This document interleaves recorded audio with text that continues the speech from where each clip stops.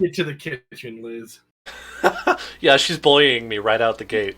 Did all the sweeping. Yeah, I'm gonna be wearing a hat tonight because I have a deep gash in my head, which miraculously, I ducked down by the dumpster to pick up the bags of trash that I had, and I stood up too quickly, and there's this like bar coming off of the side with a round disc, and I hit the disc with full force. Oh God! About my stomach just flipped. It was about like an inch and a half of sharp, thin metal. Ugh. We should go look on your computer because it'll look. And I didn't. I get my computer.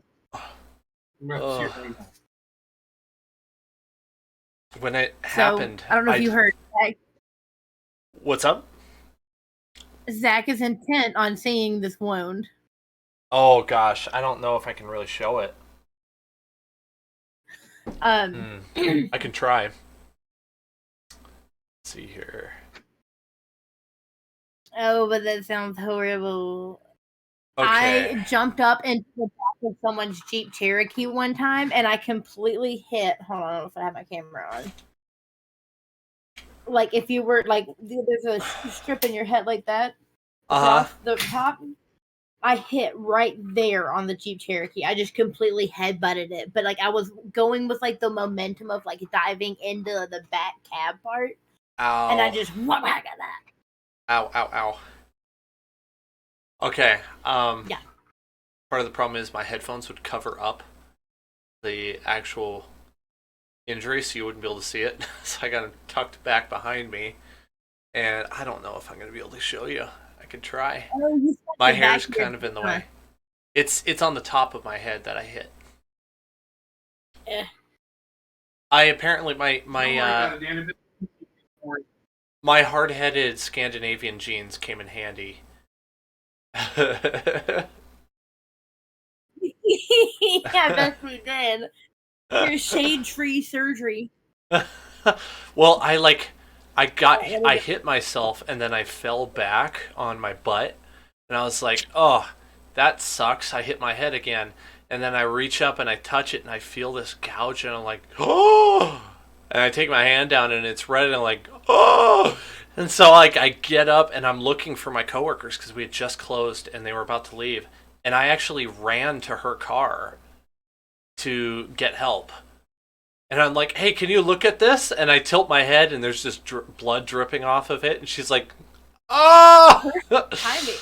Oh. So then I was sitting there for about 20 minutes because I called my father to come pick me up because I didn't think I should drive. And he got stopped by the train for 10 minutes. Oh, no. So I was gonna tell you the ambulance stops the train one.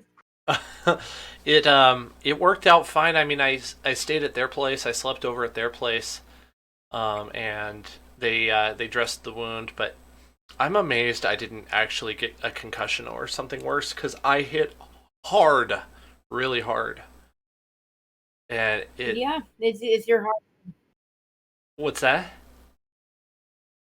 It's your hard head. Yeah. Right. It came in handy. It hurts, and it was oozing last I checked, and I don't know if it is anymore. But there's definitely some hair stuck to the bottom, the inside of my hat, probably from blood. So, yeah.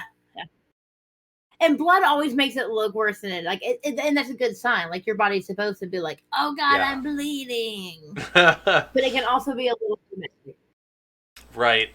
So I ended up dealing to myself 1d8 piercing damage to my head. I don't know. Can you see anything? A little bit, yeah. Oh, dang, buddy. That's a gnarly one. Yeah. That's a critical hit. Right? Yeah, I rolled a nat 1 and I fell on a sword or something. that would probably kill me. I had an idea. I want a meme which shows like Han Solo when he's like in the stormtrooper outfit talking to the guy after they like raid the detention level, and he like what rolling 2 critical failures on a what deception check looks like. We're fine now. No, I think that's a very positive way to look at it. What you actually got was 1 critical success and 2 failure. While you didn't get a concussion, you did mess up the back of your head. Oh, so I'm just really thankful that it's not worse. I mean, the only symptom I've had other than some pain is just being tired. I'm just tired. But I'm feeling pretty decent right now. And I'm just bummed that I did it because like I was right on time to make it here for D&D yesterday. And then I did that. Damn. So, yeah, I messed it up. I feel like that sometimes. Well, thank you for offering to run it tonight. This is super cool. Dan, my pleasure. What's that? You didn't mess anything up. You didn't mess anything up. It's totally fine. Okay. Turns out. You feel a little bit bad. About Thank you. Thank you. I'll give him some time to get his stuff together.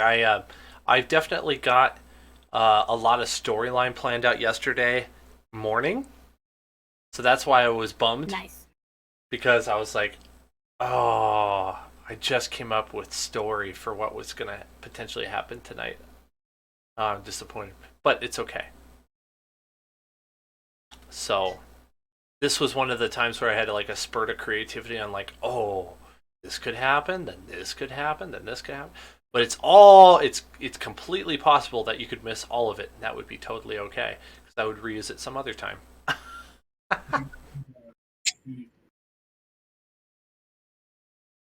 Okay. I should pull up my character sheets. My campaigns. How's my audio coming through tonight? Is it decent? Yes, very good. Oh, good, good. Okay.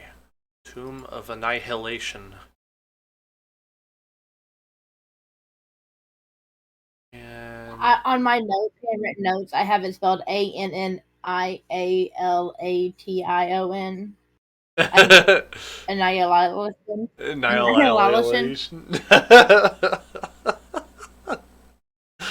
It's such a weird spelling for that word. It's a very complicated One word. of the many forms of the English language. Let's see. Turn on this. Ooh, that's loud. I have Soundtail up again tonight, and I put the number in the chat if you want to listen, but you don't have to.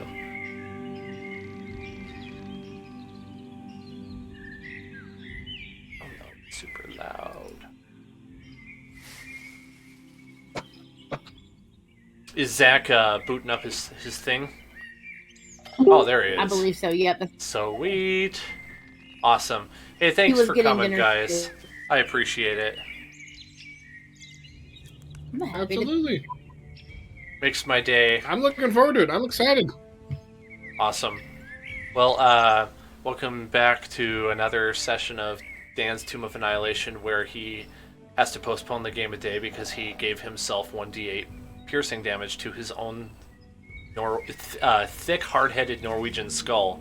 Thankfully, he was stubborn enough that he resisted half the damage by rolling successfully on a DC 10 Constitution saving throw. It only bled a little bit, and it all worked out fine. It's that good Neanderthal DNA.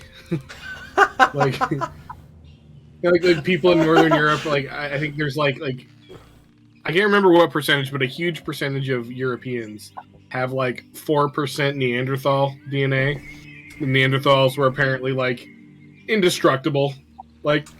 Get a concussion, shake it off. They were orcs. They were basically orcs. I had never heard that before. Interesting. Yeah. Thought on the Discovery Channel. You discovered something on the Discovery Channel. For once. Yeah, before it was all ancient aliens and nonsense. A bunch of nonsense. TV shows, yeah. Right. Okay. I was wondering if my candle might be a little too close to my tapestry, but I think it's okay. If there's a fire behind me, just don't say anything, just let it burn. Listen, Dan, you live too far away to put that on us, okay? I can't drive to your house and help. So, it should be totally fine. It's not even dangerously close. All right. Let's see here. Double check something. All right. Oh, and good. You're on roll 20. So we left off at a rather, what would I say, a cliffhanger moment, because Petal stumbled into what looks like a treasure room, and then a gargoyle came stumbling out after him, presumably to beat you into a pulp. And that's where we left off. Listen, okay, first off, I just want to go on record saying that it was perfectly natural for Petal to do what he did. Perfectly natural.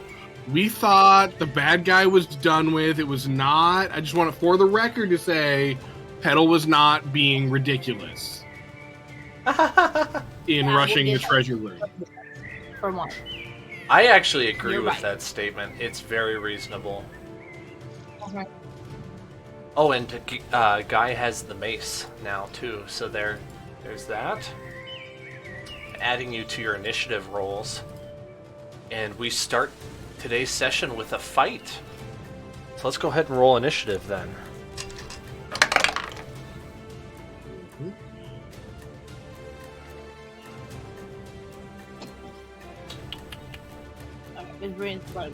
Gotta be kidding me. Hallelujah, 21. Woohoo! Right when it's important. Right when I need that initiative. I roll trash. Nothing.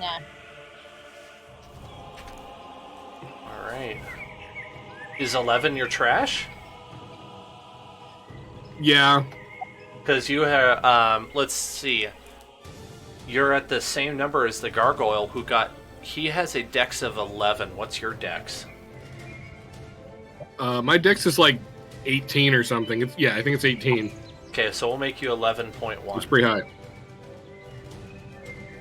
So No, I'm just used to rolling I roll ridiculously high with Petal. I roll way less high with my druid in my Sunday game, but I'm on fire with Petal. Like every week I'm just like, nat 20, nat 20. Oh, I guess I got a 19. Disappointment. Right. No, I'm used to just crushing it with Petal. He's got that good Fey luck going on there. He does. We have a good team put together. Like, you guys are complimenting each other more and more, which is pretty cool. Mm-hmm. There we go. Alright, sorry, I needed to take a moment there. I'm going to leave Guy out for the moment. If he's... I guess one of you could control him, maybe, if you thought that was necessary. I think we got this. Yeah. I don't want to get him hurt or something or use his resources. Right. That's kind of what I thought too. Plus, you got my NPCs that will back you up. All right, Elvira is the first initiative order. Now, she is outside of the treasure room. She heard what happened. And all right, let me go to my map real quick. Just in case you didn't hear, Soundtail Room 9594. Thank you. If you like hearing the dramatic music, which I love, but that's just me. Let me measure real quick. I'm putting on a show, so I kind of like to put a little cherry on top with the music. You said 9594? Let's see. I think I put it in the chat, actually. In the group DM. Okay.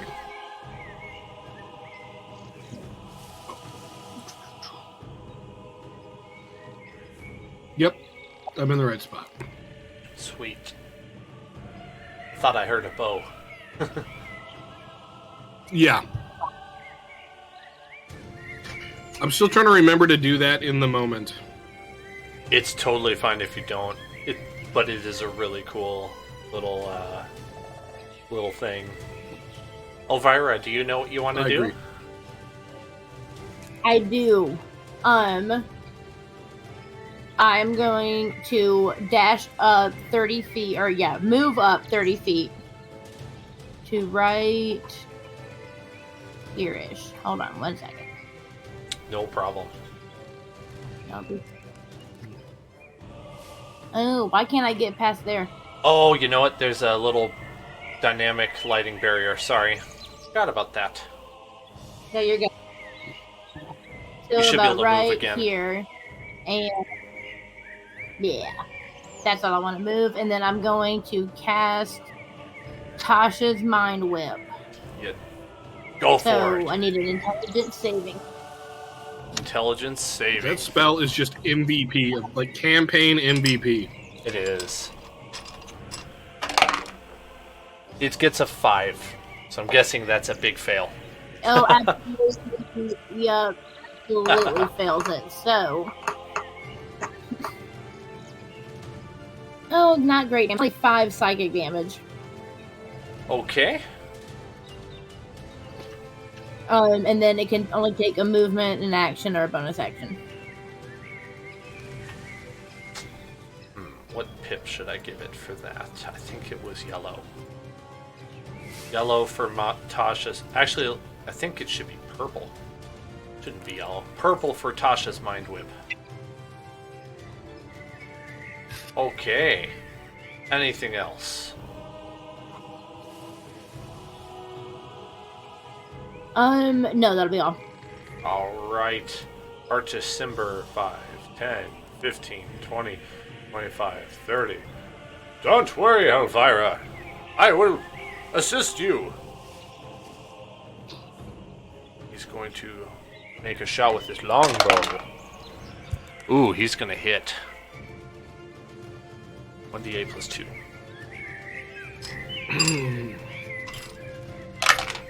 Ooh, 9 damage. Boing. Actually, thank you.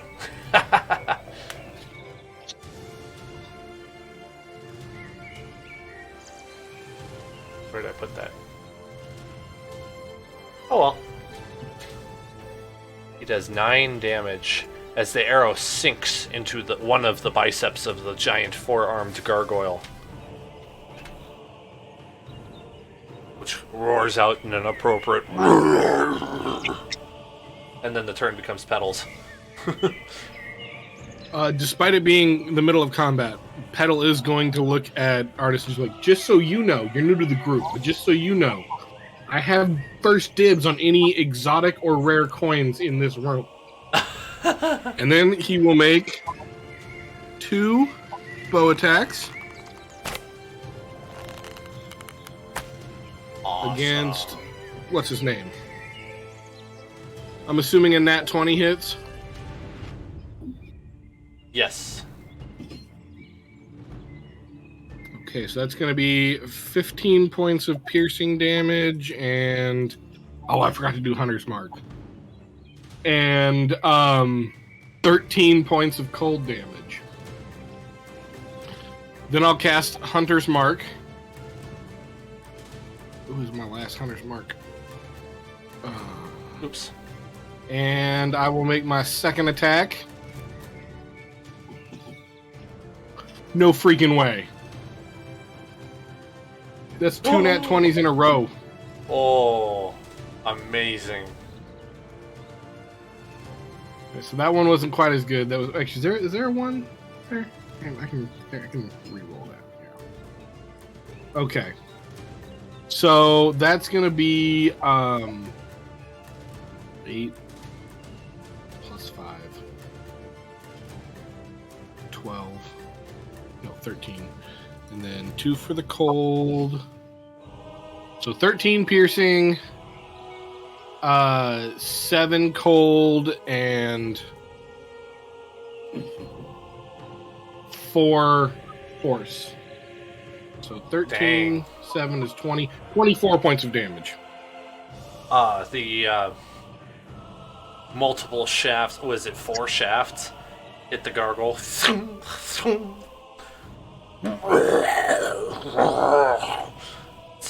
It becomes his turn, and so he's going to go 5, 10, 15, 20, 25, right up next to you. Yeah. But it doesn't walk, it actually flies over to you and lands with a thud. He's going to take out, he's going to roar at you as he makes a multi-attack. Can he do that with Tasha's Mind Whip? Oh, no, he can't. He has to just move. I forgot. Thank you for the reminder. Oh. Well, he can take an action. He just can't move or do a bonus action. Or he can do a bonus action. He just can't move and do an action. Okay.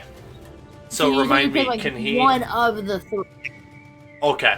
Well, I guess he's done then. Oh, man, that just wrecks him. Well... Since that happened, Petal, you feel a slimy tongue grab you from behind you as the chest that you thought was just a normal chest comes to life and stretches out its tongue and wraps it around your torso, pulling you towards its sharp teeth. Ruh-roh. I have a trick up my sleeve. Alright.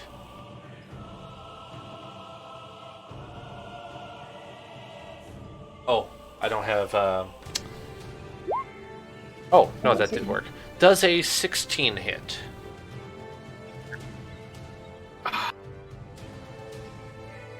16 is my armor class, so yes, it does. Okay. Petal. You're actually not going to take very much. It's just 4 bludgeoning damage. As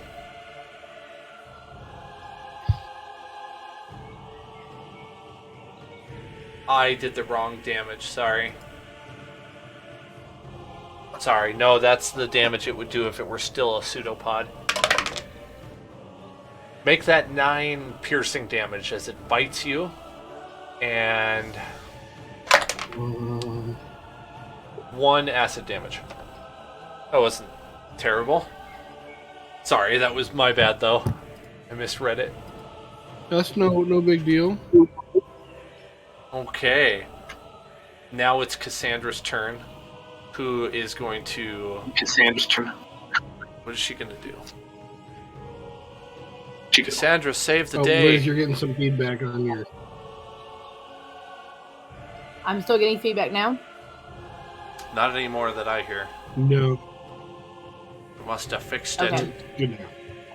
She's going to cast a spell of Frostbite.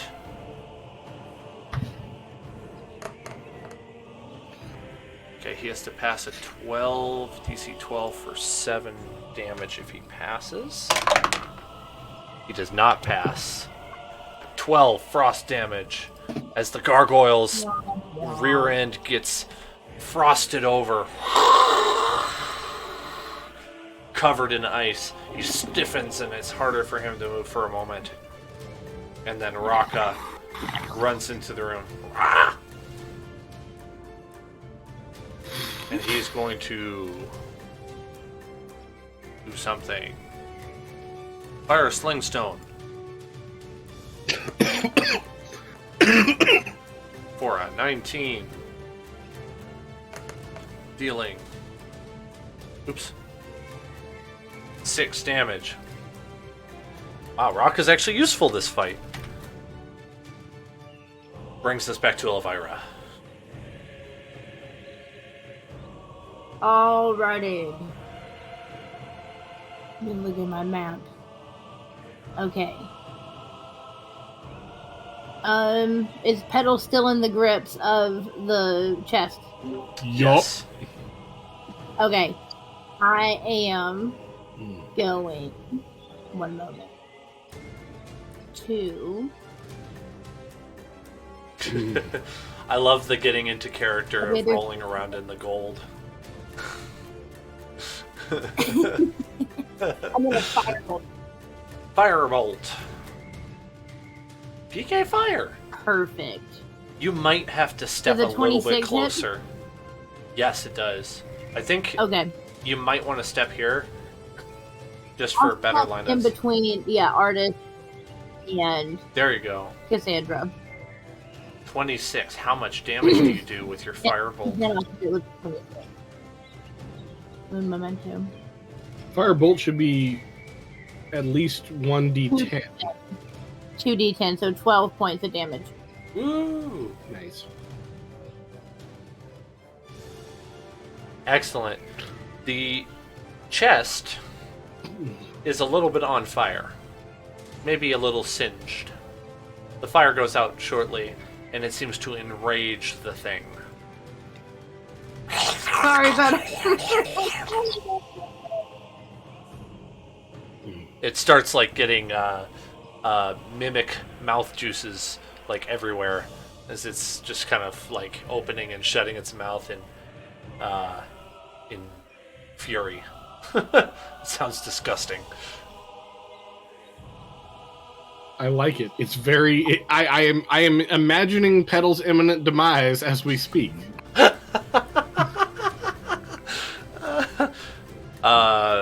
Artist says, "Not if I have anything to say about it." He's gonna fire an arrow at the mimic this time. See if he hits, though.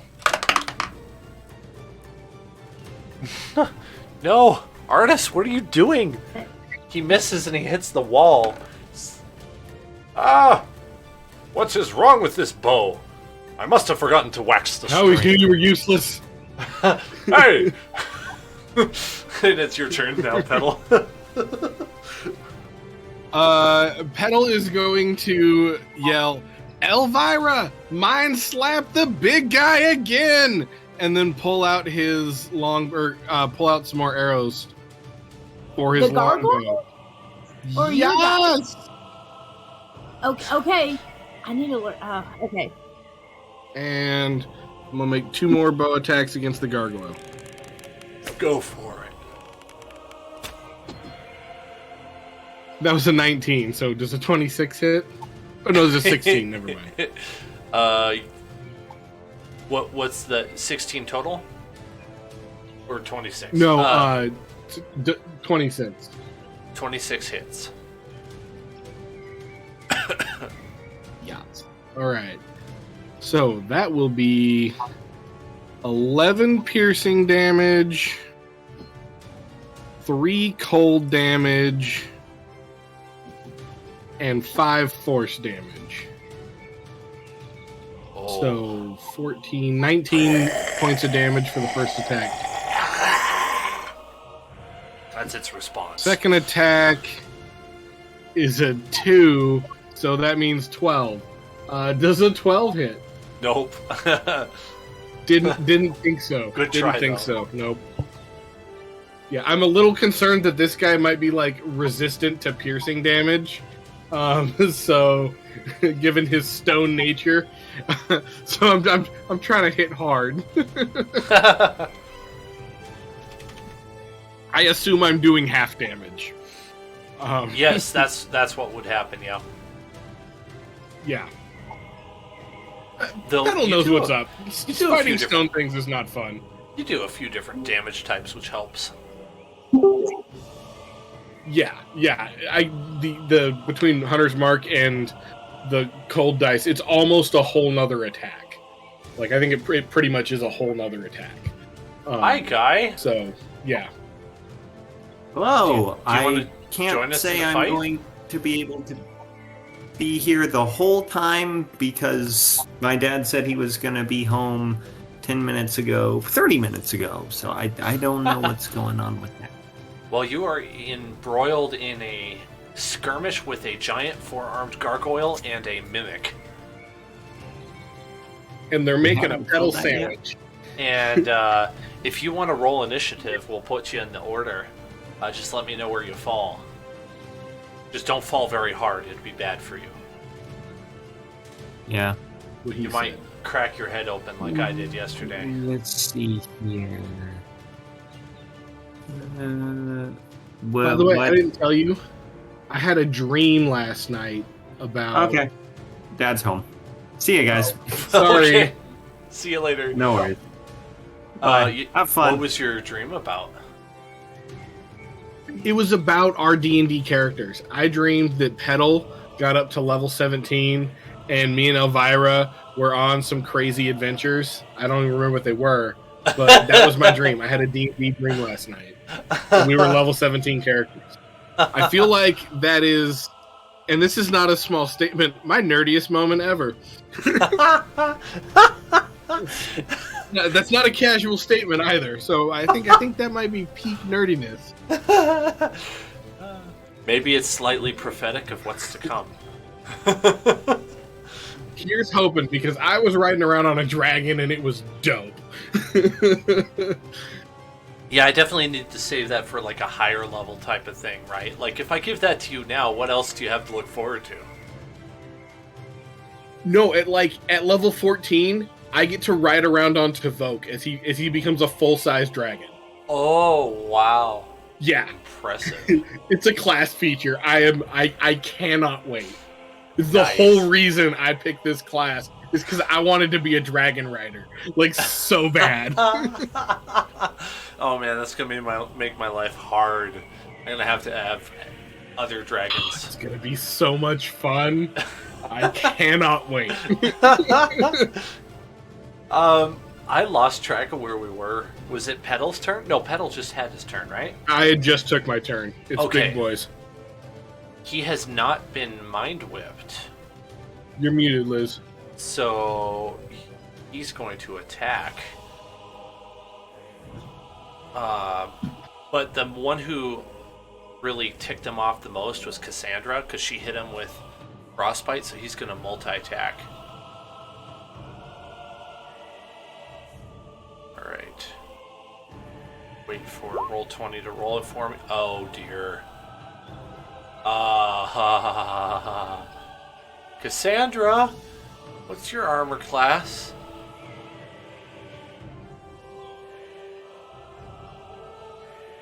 Okay. She takes 28 damage from one of the attacks. That was just one of them.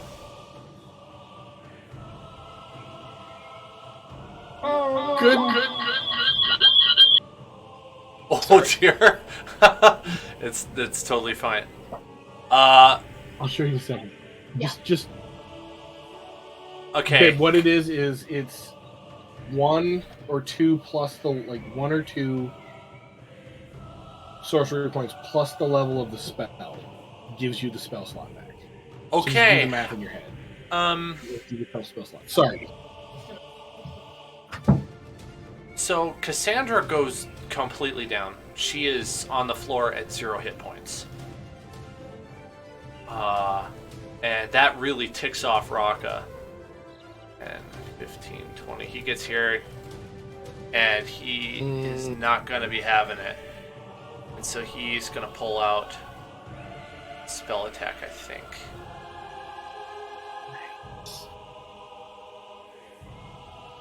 Can't I scroll on this page for some reason? Very weird. What's going on here? Hang on, I'm having technical difficulties. No worries. Don't understand why.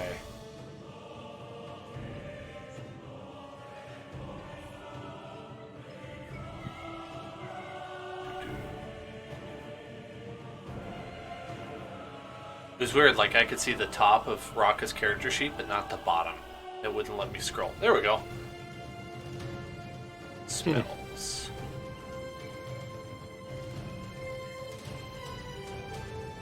Alright.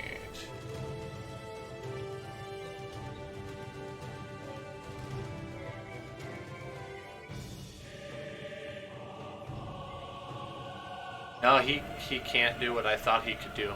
Shoot. He's just gonna attack with his sling again, I guess.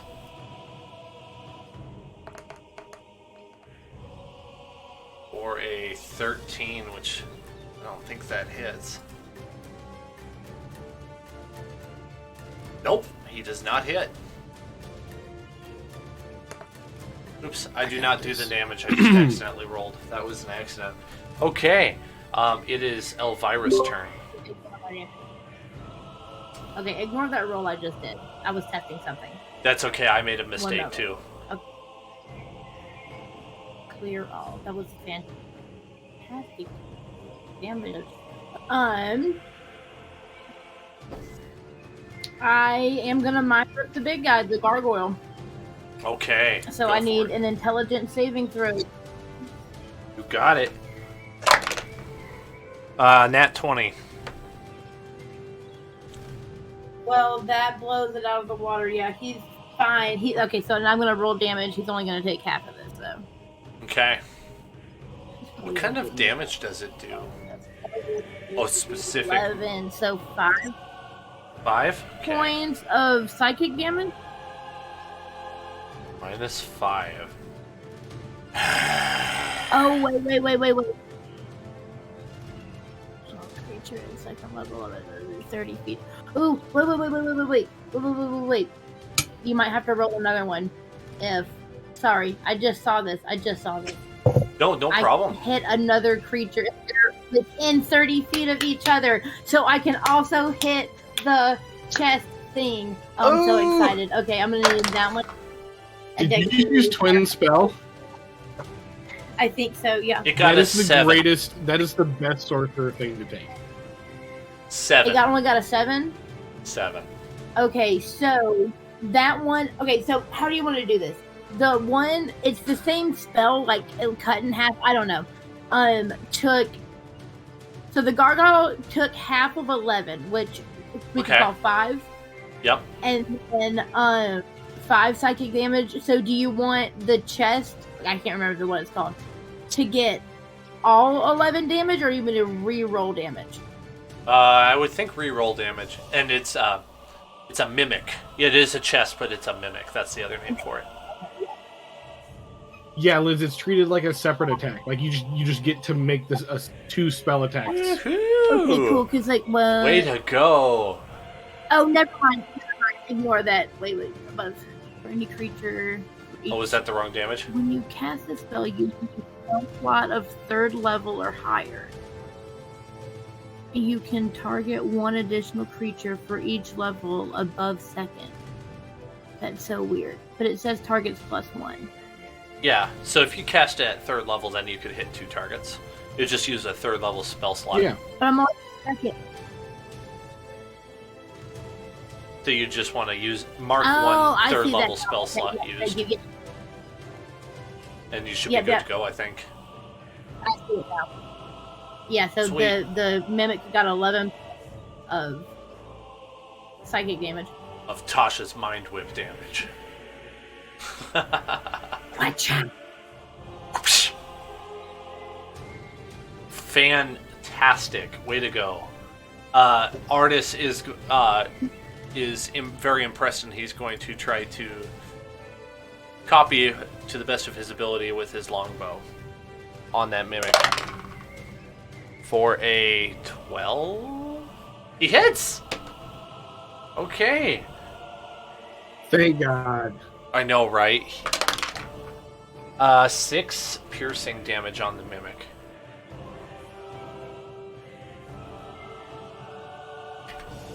Okay. If a chest could bleed, it's slightly bleeding. If a chest... Alright, Zach. You are up. Okay, so if I'm assuming I'm being restrained or just grappled. I actually didn't roll for that, so you're not restrained. It just like kind of attacked you, and I described it in a weird way. Okay, if I'm not restrained, I am going to move 5, 10, 15, 20. No, hang on. 15. Are you using your action to disengage? Okay. No, so I'm going to. I think I can do this to where if I disengage, I can disengage from the mimic, but stay in the range of engagement around the gargoyle, so that I can get to Cassandra. Yeah. Okay. Then I'm going to do that. Sweet. So I'll take that opportunity attack. Awesome sauce. What flavor is awesome sauce? I like tomato. Anything else for your turn? Oh yeah, I thought I was gonna have to roll I thought you were gonna roll an attack. No, because you're still within.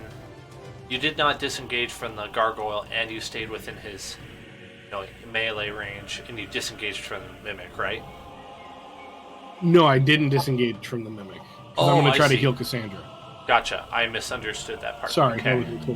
No, that's okay. It's attacks. There we go. Bite. I'm guessing a 10 does not hit. Nada. Yeah, it rolled poorly. You're fine. No damage. Cool. Then I will use up my second to last spell slot. You to cast Cure Wounds. Cure Wounds at 2nd level. So I'm gonna dodge this tongue that comes out for me. I'm gonna baseball slide up to Cassandra and hit her with the Cure Wounds. Whoa! For 11 points of healing. Whoa! I'm gonna pop back up. She becomes conscious again. What happened? What? Oh dear! Yeah, it's still not good. It's still not good. The gargoyle has changed his focus to you now that he has... he was like pretty focused on your little run and slide technique, so he decides to make a claw attack at you. Bring it. Holy cow. I'm afraid of you? He has a ridiculous That's not good. I'm a little afraid. attack roll. 18. Ooh, 18 hits. For now. Fitting to get shield or something. I need to grab some dice. Enough dice to kill you. No, I'm just kidding. 8 damage. Bring it on. Slashing. Slashing. 8 slashing. There we go. Oh, that's not as bad. Yeah, it could have been a lot worse. It's not great, but it's not as bad.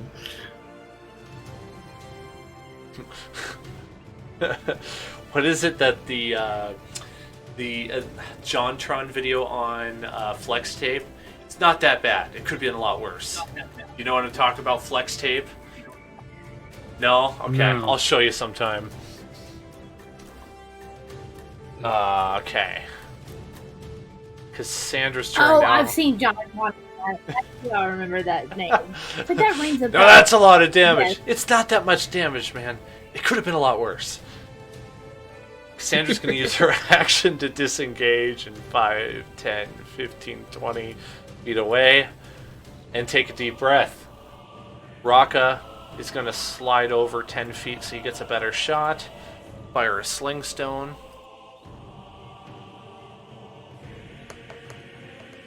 And get an 8, which misses. Bringing us back to Elvira. Alrighty.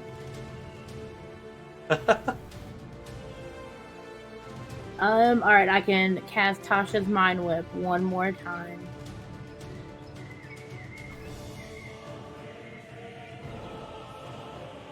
Hopefully you're successful. Alright, I need intelligence saving throws from both abominations. Oh yeah, because they didn't move. Yeah, by the way, I forgot the Mimic's turn in that. He just stays where he is. He didn't move at all. The Gargoyle got a 12, and the Mimic got a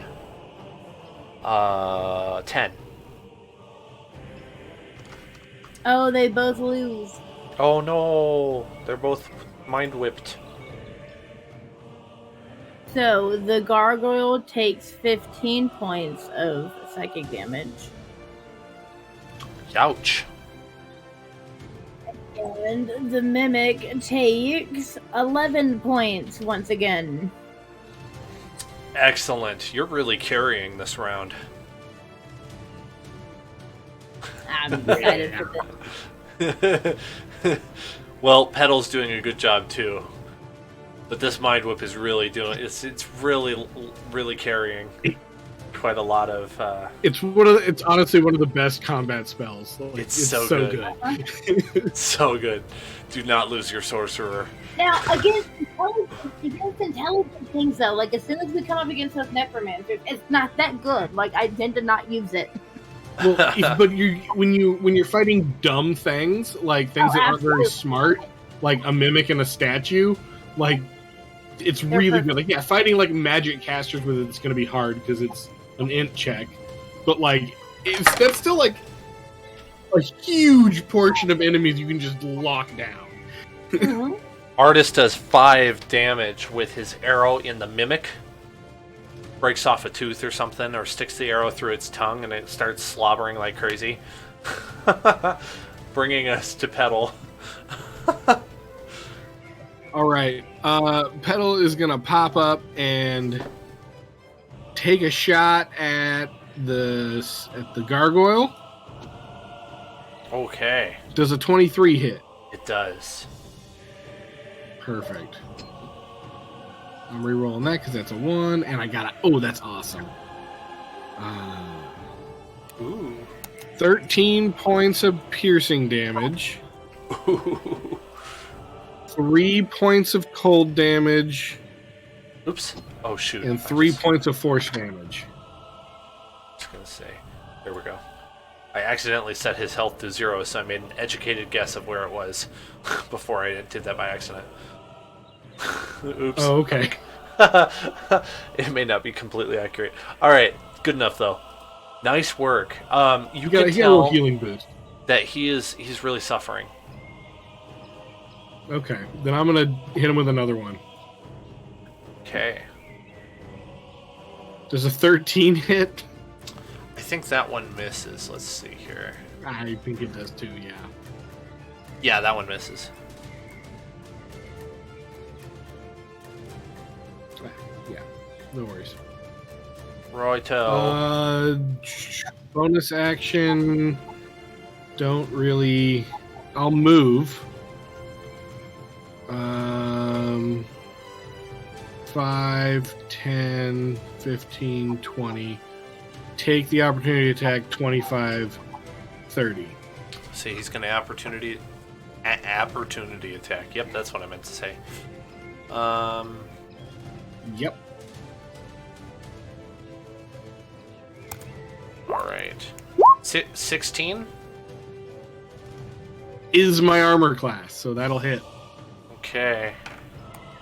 Shouldn't be too terrible. 9 damage slashing. That's not great, but not the worst either. What's your health? I've been forgetting to update it on Roll20. I've been updating it. I was just gonna go in there. It's at 16. So, like I said, not great. Okay. But not that bad. Yeah, if I do damage to your character and you keep track of it on Roll20, that'll help me. That way I don't just like. Yeah. That way I just have context. Wait, is there any damage? What's that? Have I been hit yet? I don't think I have. No, you took damage in the last fight. So you're at 14 of 22. Okay, cool. Okay. There we go. So I'll change that on Roll20. Alright. The four-armed gargoyle is mind whipped, so he moves, and that's it. The mimic moves back just a touch, and that's his turn. Cassandra is going to move up, cast frostbite.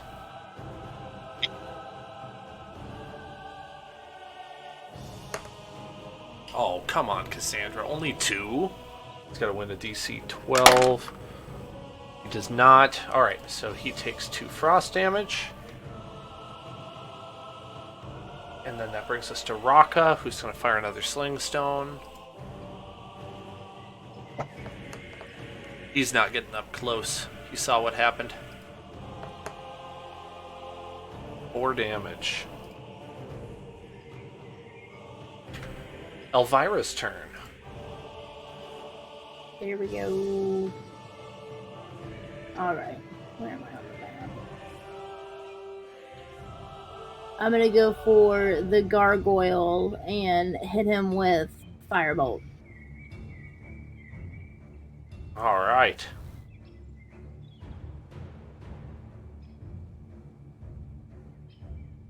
Okay, good.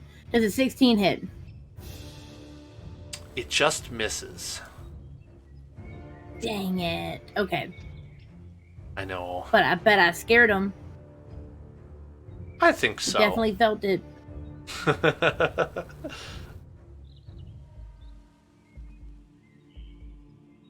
Is that it? That's my move. Yeah, sorry, that's all. Okay, no problem. Artis is going to take another longbow shot at the mimic. He's determined this thing is going to die. I have seen your fate, and it is not good. It does not end well for you. And he kind of is like a little too sure of himself, and the arrow goes into the stone wall behind. The mimic bringing us to Petal. All right. Petal is going to shoot the big guy at least once. For a natural 1. twing, into So the he'll ceiling. definitely shoot him again for a 15. Misses as well. Yeah, I was worried about that.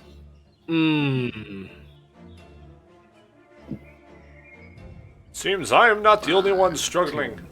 Hard to fire a bow in this dark room. 20.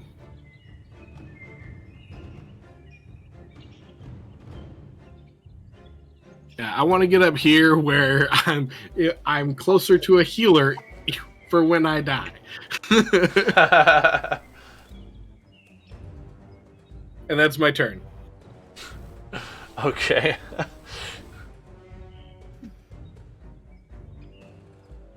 Forearm gargoyle is... Wait a second. Oh, is he no longer mind whipped? He's no longer mind whipped.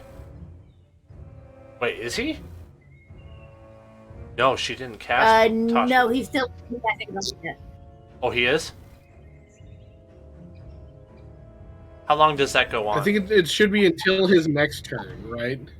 So he already came up and couldn't attack me once.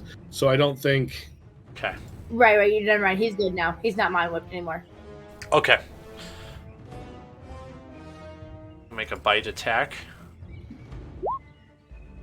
26, I presume, hits. That do. Yeah. I'm going to actually have to use the D6s on Roll20 because all of my D6s are dedicated to Edge of the Empire dice right now. 12 piercing damage.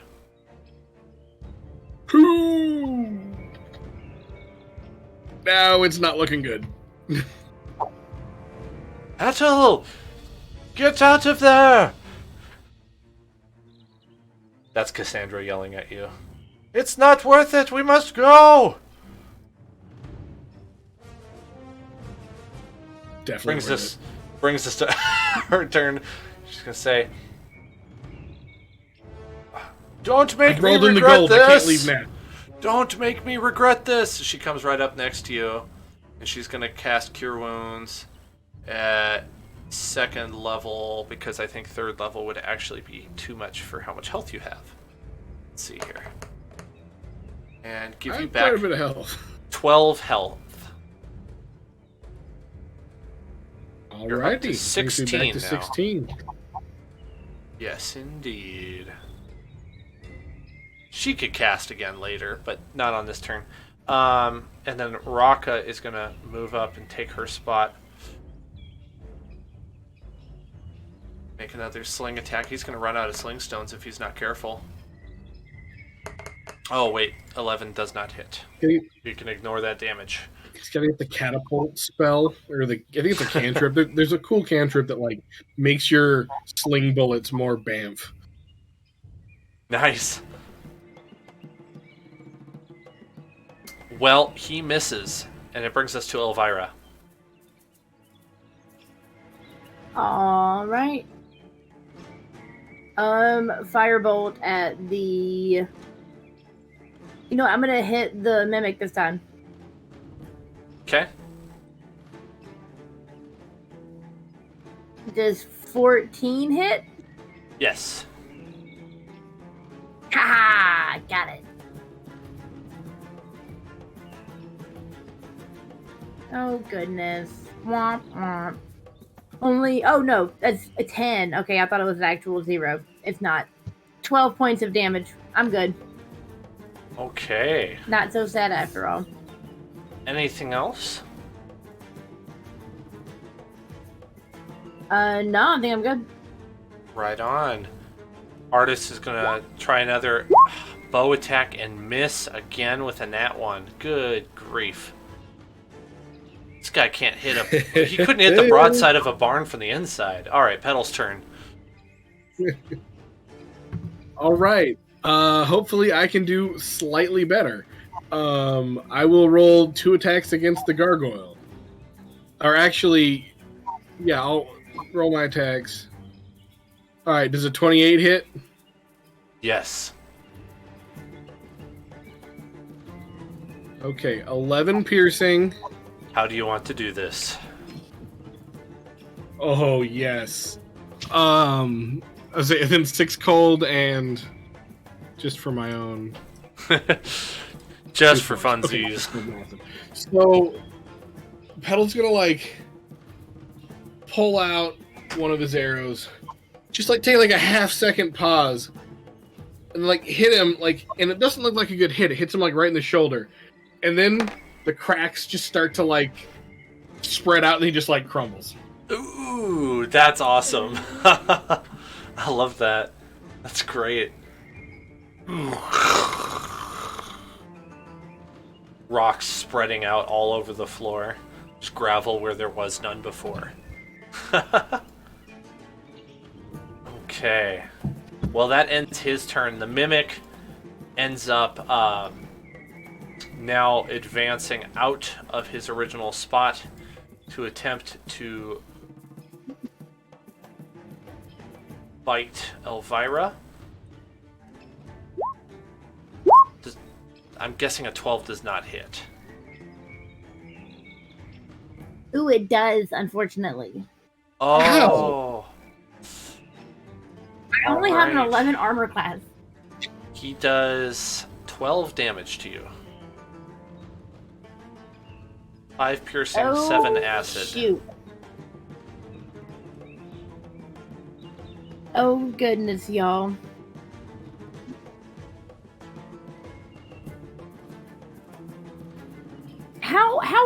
How far have we gotten on them? What are they looking like right now? Well, you've killed one of them just a moment ago. This one's in bad shape. Okay, cool. I thought so. This one, his tongue is like half connected. It's broken off and it's barely hanging on. Like, kind of like in Lord of the Rings where they chop the tentacle of the big octopus creature and it's like half hanging on. That's what it's like, but with his tongue. Well, I'm glad because I'm half hanging on too. So.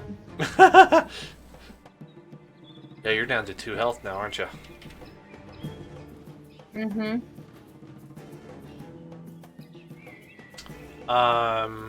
But Raka is going to come to your aid. Rah!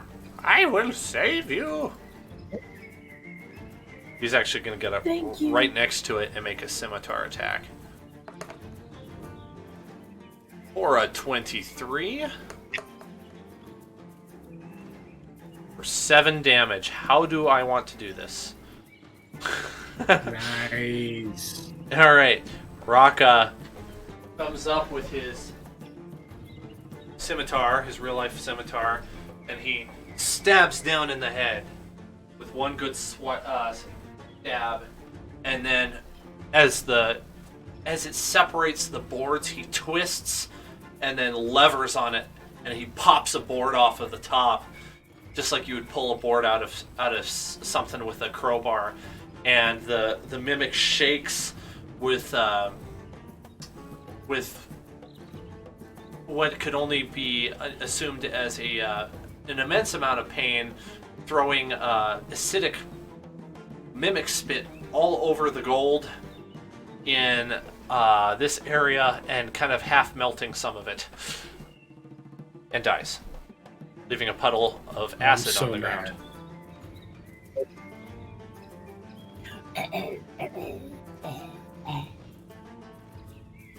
All right, Petal's immediately going to shoot an arrow at the other 2 chests just to check.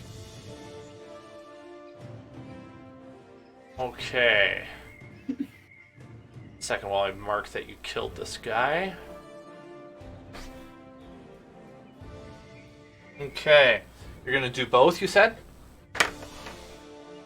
I'm going to shoot an arrow at the 2 other chests, one each. All right. Do I need to roll any of those hits, or can I just do it? I think you need to roll for damage, but not necessarily to hit, because it's not a target per se. I don't know. It's hard to say. Just roll damage, I guess. We'll just roll it that way. Okay. First one, 2 damage. Second one, 3 damage. Or sorry, 7 and 8.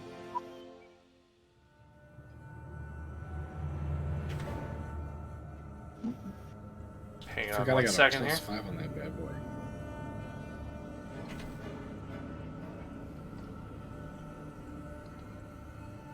There's your answer. And I recorded the damage. Lovely.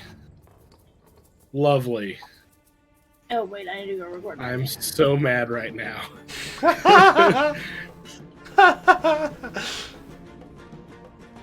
Oh, Petal.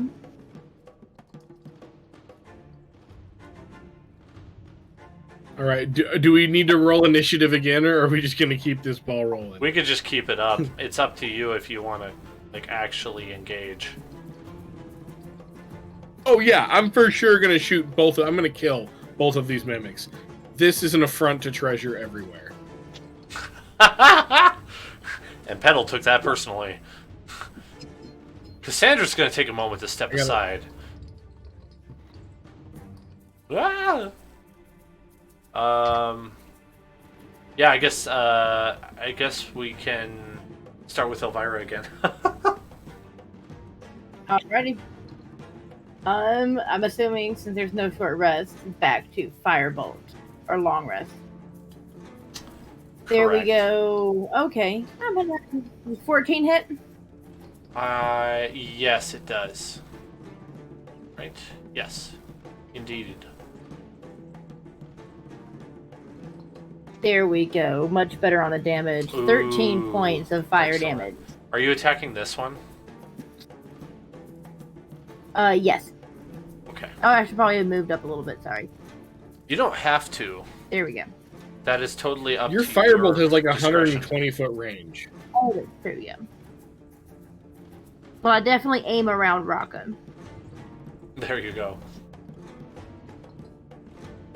Ah, get back! Artist Simper? Not what I meant to say. Artist Simber advances a little bit. Keep your distance! These things are nasty and foul.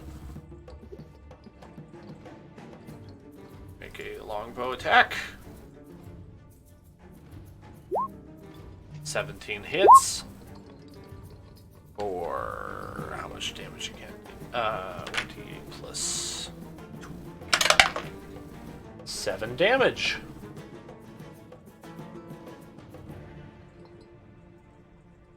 Alright.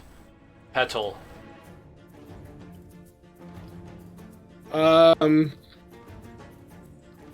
Petal's gonna make 2 bow attacks against the same one that that everyone's been hitting this guy right here. Okay. Sounds good. Does a 29 hit? It does. Shoot! I was gonna cast Hunter's Mark. Oh well, I'll do that.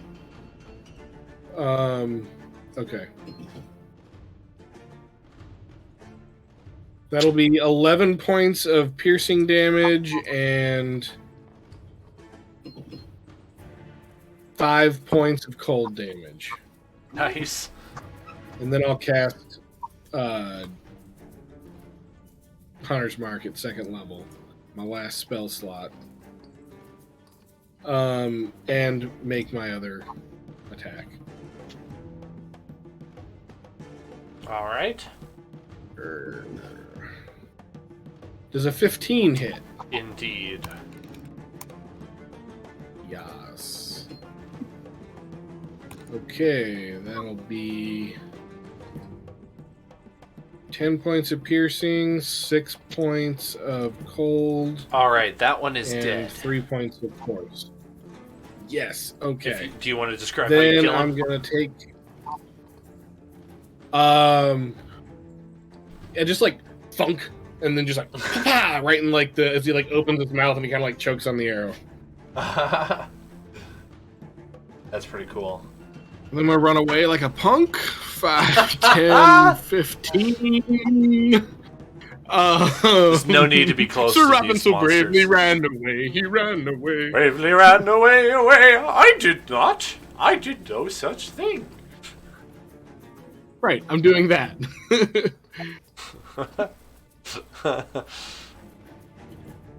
Brave, brave, brave Sir Petal.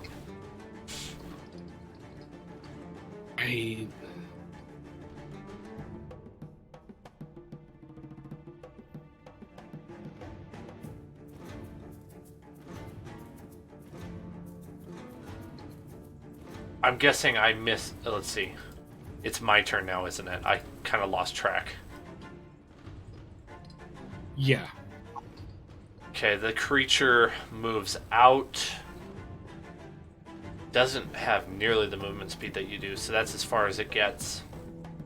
And it does not have the reach to hit anybody.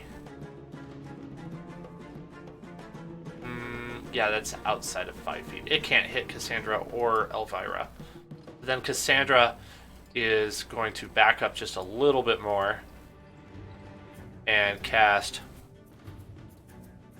Can you guess what she's going to cast? Frostbite! What a surprise.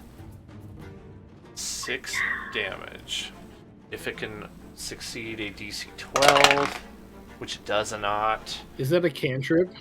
It is. And her cantrips are better now that she's level 6. Awesome. Alright. Raka. Rah! Move over here.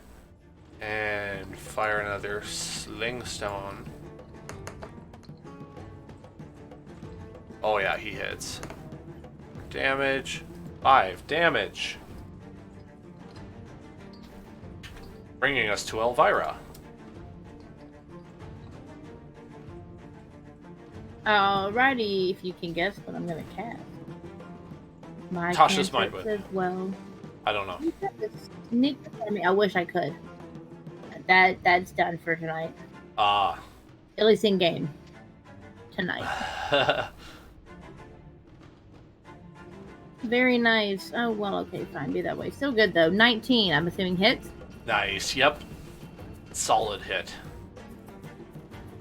Fantastic, and that is only 8 points of fire damage. That's okay. Not as good as I could have done. Alright. Artist is going to make a shot.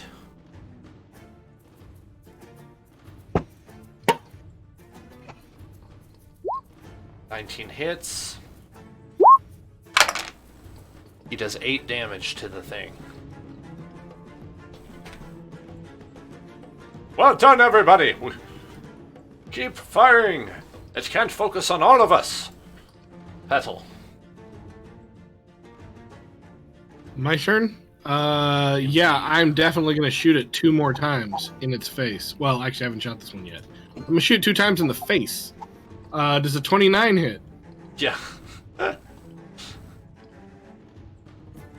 Okay, that'll be 13. Oh, I'll bonus action move Hunter's Mark onto this guy. Okay. That'll be 13 piercing. Who's really 3 tempted cold. to remind you. And 3 force for the first one. Dang. So 16 total. Okay. And then the second one, also, I'm going to shoot at it. Does a 12 hit? It does, actually. Fantastic. I literally can't miss except for an you kill Okay, it. that'll be... Oh, really? Yeah, you kill it. Awesome. Yeah, I looked at Never you come between me and treasure.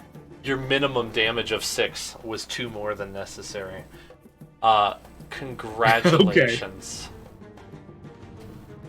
You have defeated all of the mimics. Topin is... Sorry, not Topin. Petal is then going to walk over to the pile of gold and go, okay, time for a gold nap break. And just lay back down into the pile of gold.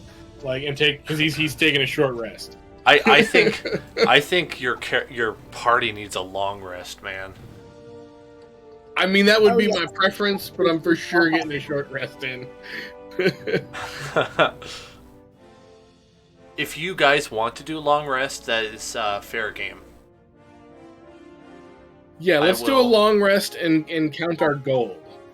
Okay. Although first, I see something shiny over here as I'm taking my gold nap. Yes. I would like to come investigate what that shiny bauble is. All right, you have found this. Bead of Force. This is correct. Okay. I might go investigate this. Hey, Elvira, can you check out what's over there by that other pile? Yeah, I got you. Cool. What pile are you by? Okay, so I'm over here, right? By art. Yeah. I was thinking this over here. Okay, I'll check that one out. Yep. You see what looks like a health potion. Ooh, I'll grab it. I'm adding it to my stuff now. I got a health potion, so I can be a little backup. Oh, good. Save that for when you're in the middle of the fight. Mm-hmm. Glad this didn't get hurt during this soiree. Yeah, we all looking a little rough. Just a bit. Oh, my health is up to 46 now. I should have told you. Oh, is it? Nice. Well, let's fix that on roll 20. With the 46. Woohoo! What is Elvira's total health? 22. That's okay. You'll get up there at some point. It was like I always felt Rangers were like oddly robust. You know, like I know that like there's a whole like very common like melee build for Rangers, but like still, I always felt like they were oddly robust. I would hope a Ranger would be. If I had Ranger services, I would want them to be oddly robust. You definitely seem oddly robust. Now, guys, after your long rest, if you count up the gold, you find yourself 250 gold pieces. That you are welcome to... Yes, total. That you're welcome to share amongst yourselves. And there are 5 unique coins in that pile that you have not seen before. Ooh. Guys, I got 5 special coins. I'm adding them to my coin collection. I call dibs on these 5. Did you guys got any cool ones in your piles? Artemis, I don't know if you heard, I have dibs on all the cool looking coins. For my collection. I know I've mentioned it like 50 I'm really times. trying to pass this off as group law, like it's something that we discussed. That I'm not just making up on the spot. Oh, Barbara's just sitting over on the side, just nodding her head like, okay. All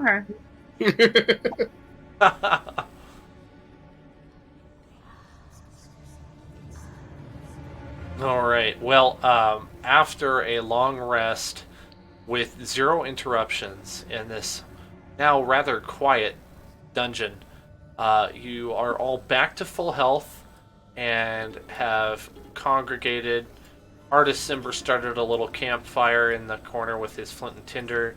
At this point, Dragonbait has come over to you, and he's brought Melania with him because he was a little frustrated with how long you were taking. Oh, that's weird. That's so 68 gold apiece, everybody. Oh, wow.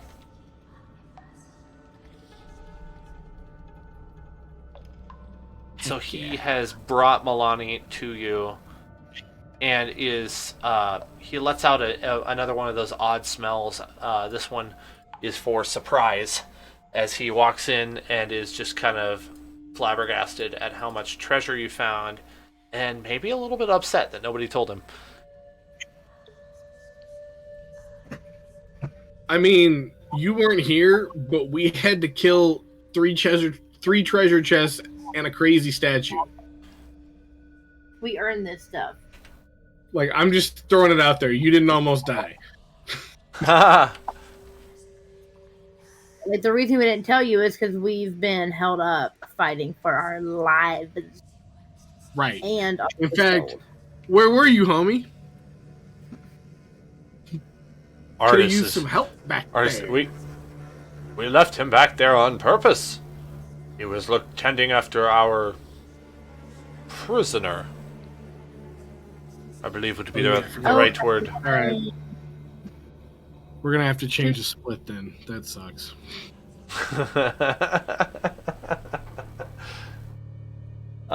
So what's 250 divided by 8? Because that's how much you would get. Well, I got out a calculator. 31.25 a piece.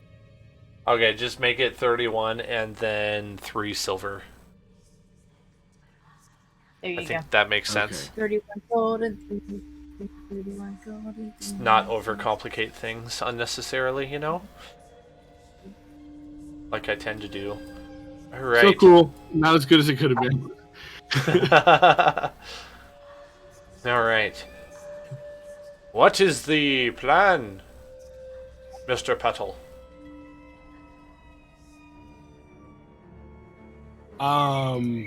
Well, we got treasure, and we're in a vault. I think this is probably the safest place we're gonna sleep. We're thinking taking a nap, long resting it here, and then either finishing exploration or just leaving. Should we go quickly dispatch those gargoyles that we left alive? Oh, speaking of... Or do you think they're going to behave?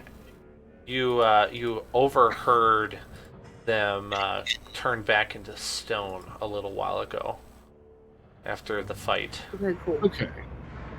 Okay. As long as they stay that way. Right, we're definitely gonna post watch. Yes. All right, Mister. I'm taking second watch. All right, I'll take first watch, no problem. Okay. Cassandra will take third watch. So I'll just do some perception rolls for that. She gets a 15. Many. 14.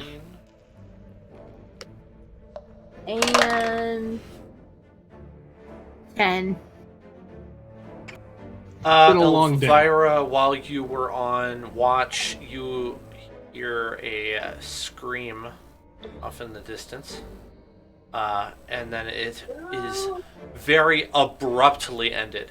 So it's like the scream of a woman and then all of a sudden silent. It wasn't like it trailed off or anything. She didn't get to finish the scream. That's what it sounds like. Didn't we hear a scream that led us this direction last time too? Yeah, I'm calling BS. I think it's a trap. Uh-huh. Yeah. And if not, you know what? Even superheroes have to take a day off and get some sleep, so...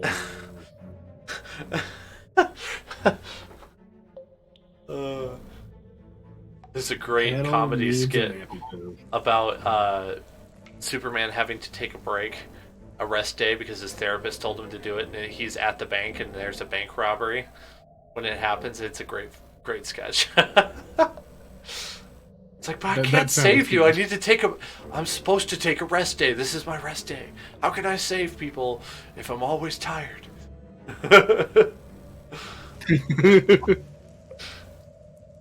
is my rest day. That was the only thing that was noticed on the watches.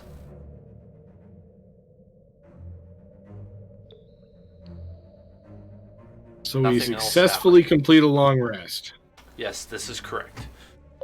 You are free to do the long rest feature on your character sheet. Which leaves you in a relatively empty room now, with nobody but your party with you. Okay. I'm definitely going to examine this bead of force. Can I assume it's the same bead of force that's in Roll20? Correct. Yeah, I might be able to reveal that to you, actually. Bead. Magic items. Show to players. Here you go. I think you should be able to see it. Alright, it's a wondrous item that's rare, no attunement necessary. This small black sphere measures 3/4 of an inch in diameter and weighs 1 ounce. Typically 1d4 plus 4 beads of force are found together. So go ahead and roll 1d4 and then add 4.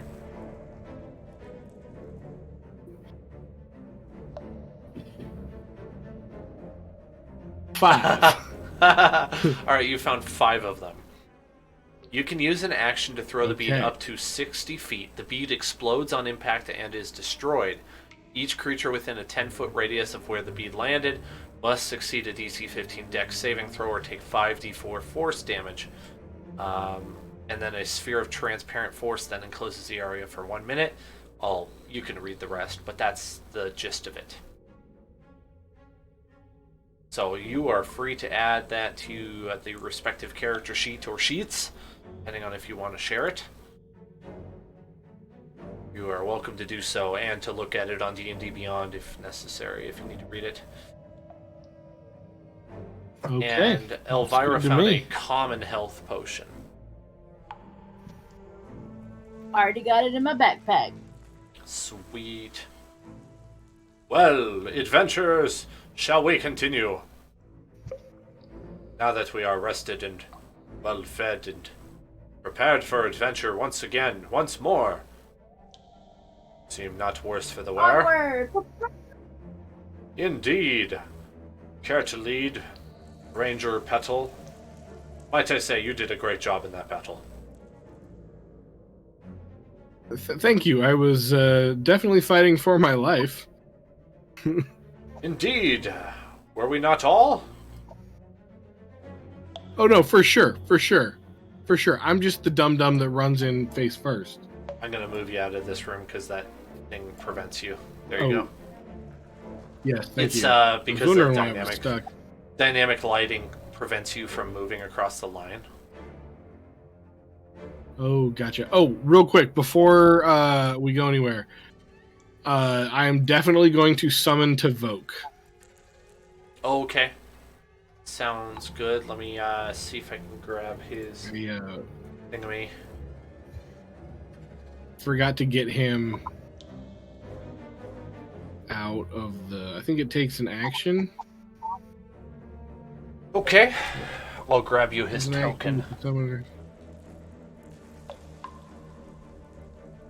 And I'm gonna stick with you know what? I'm gonna summon him as an acid dragon this time.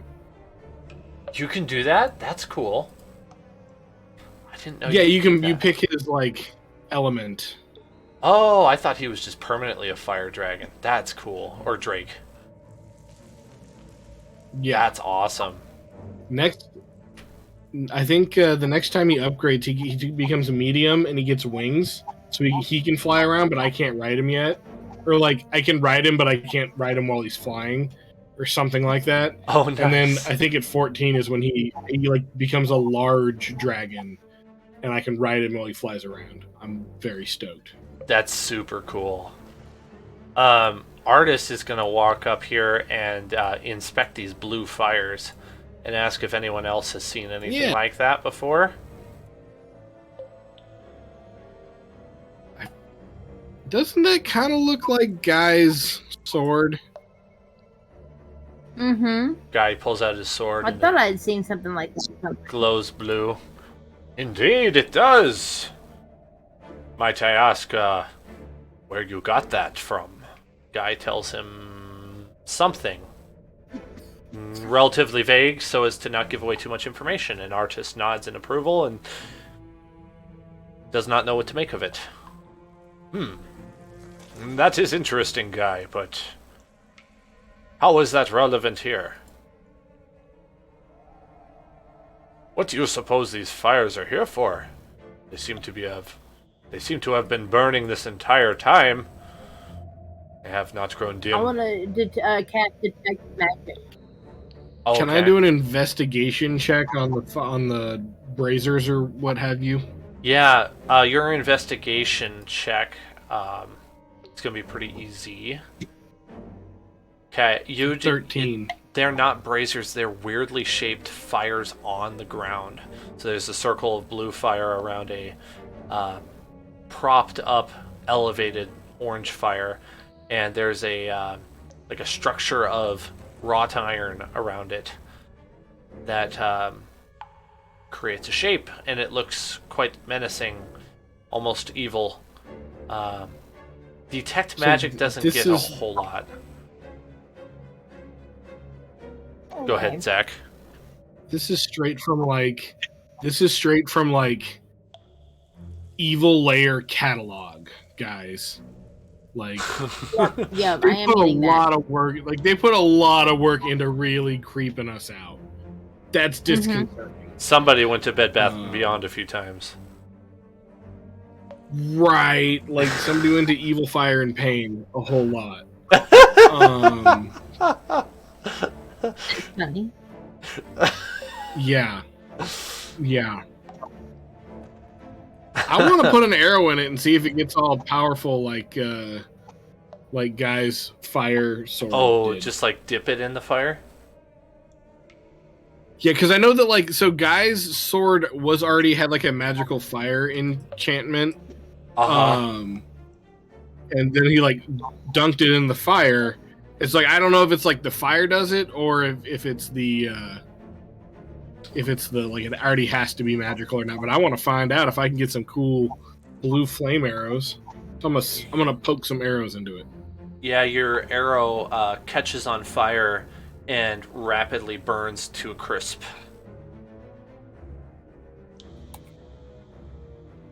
Bummer. What?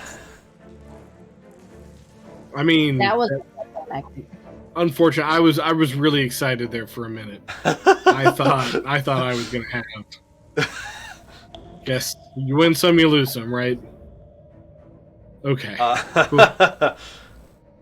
If I hadn't already planned out what the fire was, I probably could have made that work, but it wouldn't. No. I think it's fine. I didn't expect it to work. We need Petal to be even more powerful. We really don't, though. Like, he's already kind of OP. You really smashed that gargoyle, even though he smashed you back. Yeah.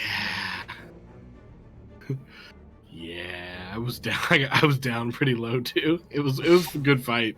Good to hear. I'm gonna. I don't know. I'm disappointed in the blue light, and I'm gonna go investigate other places. Petal got his hopes up on that one, but so I'm gonna poke around, make sure we're not missing anything. Oh no, am I stuck? You actually can't move because there's a wall in front of you there. It's actually blocked off. Ooh. Up above you is a raised platform. Okay. Oh, wait. Elvira just saw this thing right here. What is this? That is a clay jar. May I peer inside of it? Absolutely. I'm trying to find something that would be in there. Okay.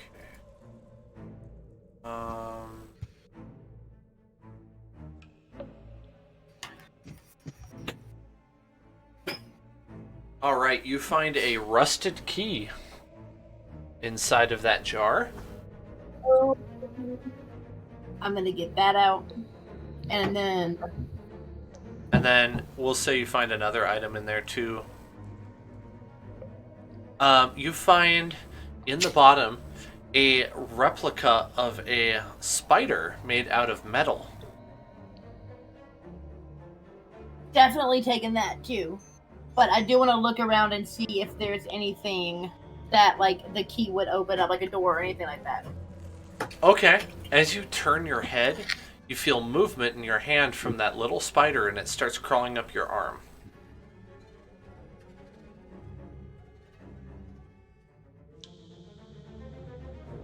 Ooh, that's gonna immediately draw my attention back. This thing out more.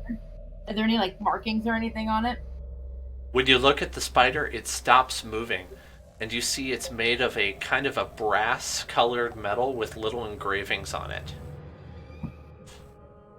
Alright, I'm gonna like slightly avert my eyes a little bit and then see if it moves again when I like look away. Yep, when you look away, it starts crawling again. You sneaky little thing. And I plug it off my arm and put it in. Well, first, in a second, after we get done with all this, I want to check out the engravings one day. But I'm going to put it in that spell pouch that I found last time. Oh, cool. And kind of like cinch up the top, tie it off. So you just feel a very, very subtle movement from your spell pouch as it like aimlessly wanders around inside of the pouch. Yep. I wish I had come up with that item. What I'm gonna do. This one webpage gave it to me, but that is such a cool item idea. I'm totally going to be using that. And that was really good. I'm absolutely envisioning the dwarven spider from Skyrim when I'm envisioning it. Very cool. Yeah, that's all you find in there, Elvira. Little mini one. Enchanted spider. No. I'm sorry, I have to add this. You find one more item. It's a pair of gloves. Give it to me, I'm super excited already. They look really well made. Out of a very high quality leather. Maybe a tiny bit dusty, but you definitely find gloves in there.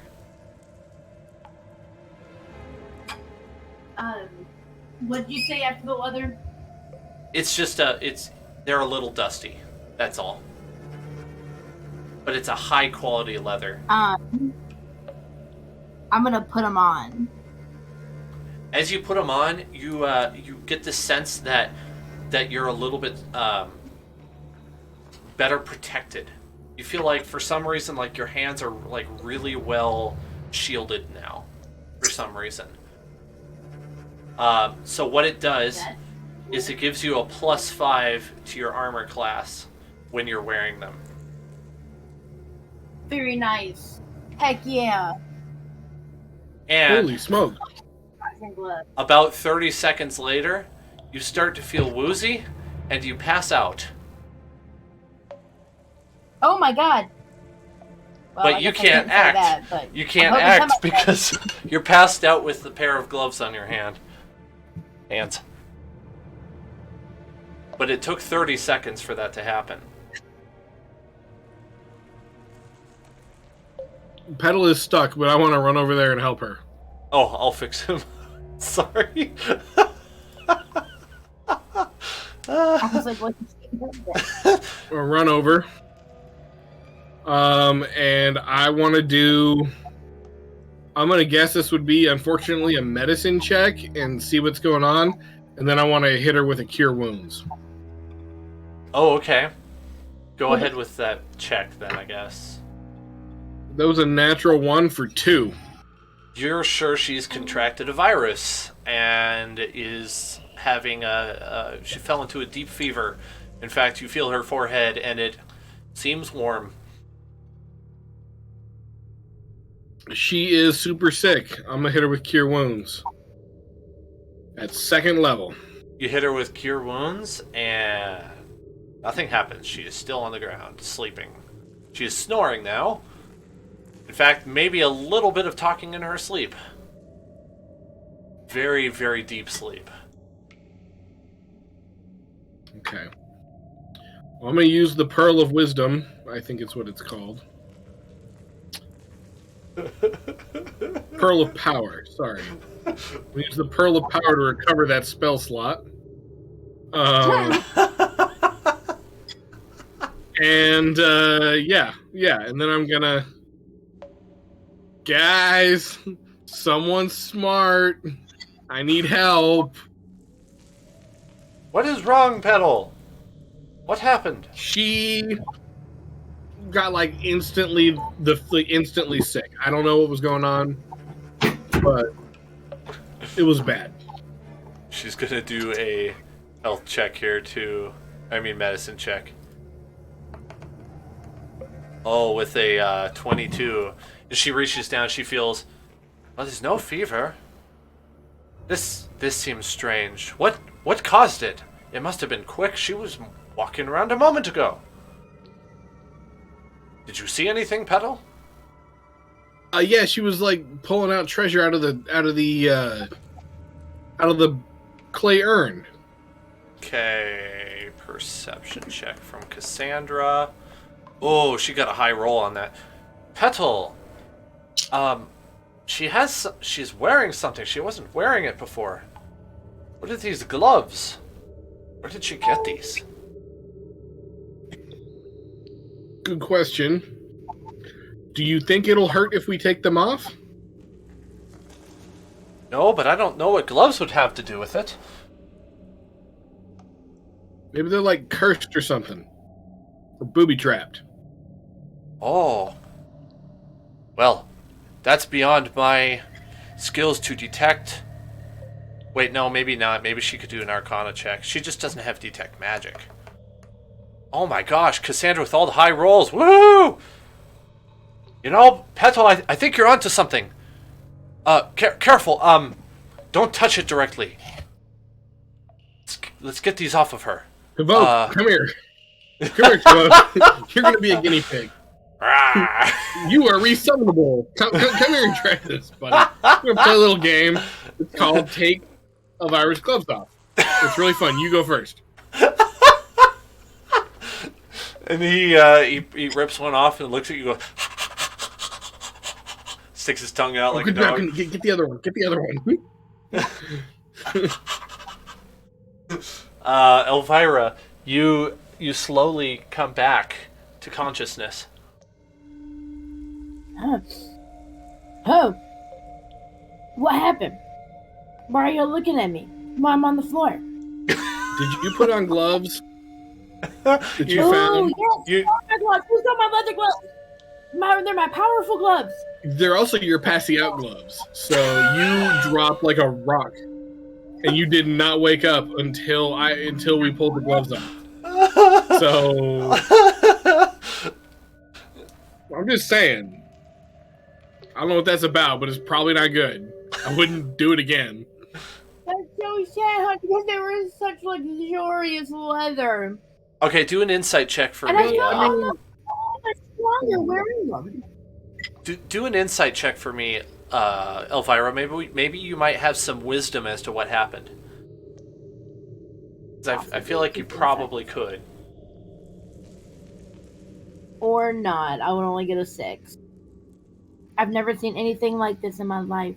Okay, the only thing that you really pick up on was that you felt better defended when you had the gloves on, and now you feel just like slightly more exposed to the elements. Yeah, I tried to explain that to my comrades. Like, Okay. I don't know, man. I feel like not all of me is naked, but that like my hands are naked. You know, like the pieces of me are naked. Why don't you take a break and study your gloves over the course of an hour? So maybe you can figure out what they do. Try not to pass out again. It's an excellent idea. You're a magic-y person. Do magic stuff. I don't know.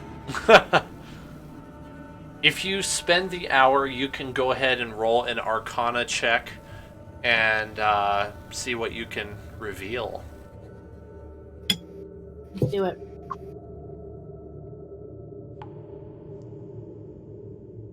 And you know what? I'll give you advantage for Cassandra helping you, because she's curious. Okay, cool.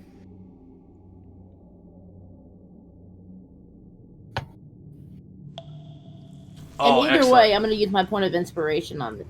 Okay, so 19 then. I'm going to give you a bit of a meta description, but you discover that these are the gloves of drowsiness, which give you +5 to AC, but within 30 seconds you fall unconscious.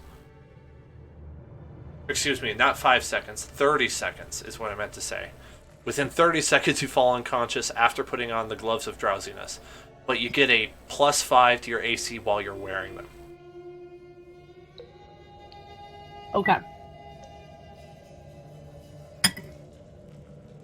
Okay, I'm gonna figure out how to use these one day, but one day they're gonna come in. Yeah. Stuck them in my back. 4 turns. Like, that's 4 turns. That's not terrible. It's not terrible, right? And if I have like someone like not to vote, but the other guy that I keep around with me sometimes next to me, like to pop them off. Vorn, yeah.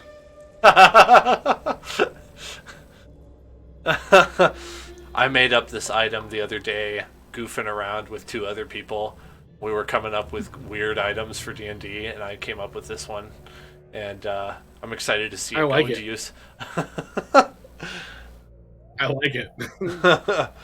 Artists and Dragonbait have actually come up on top and are peering this direction. I think Guy and Raka are keeping track of Milani for now. They're gonna make sure. Sorry, you said it gives a +5 to my armor class. Yep, +5 to your armor class. 30. But after 30 seconds, you pass out. You fall unconscious.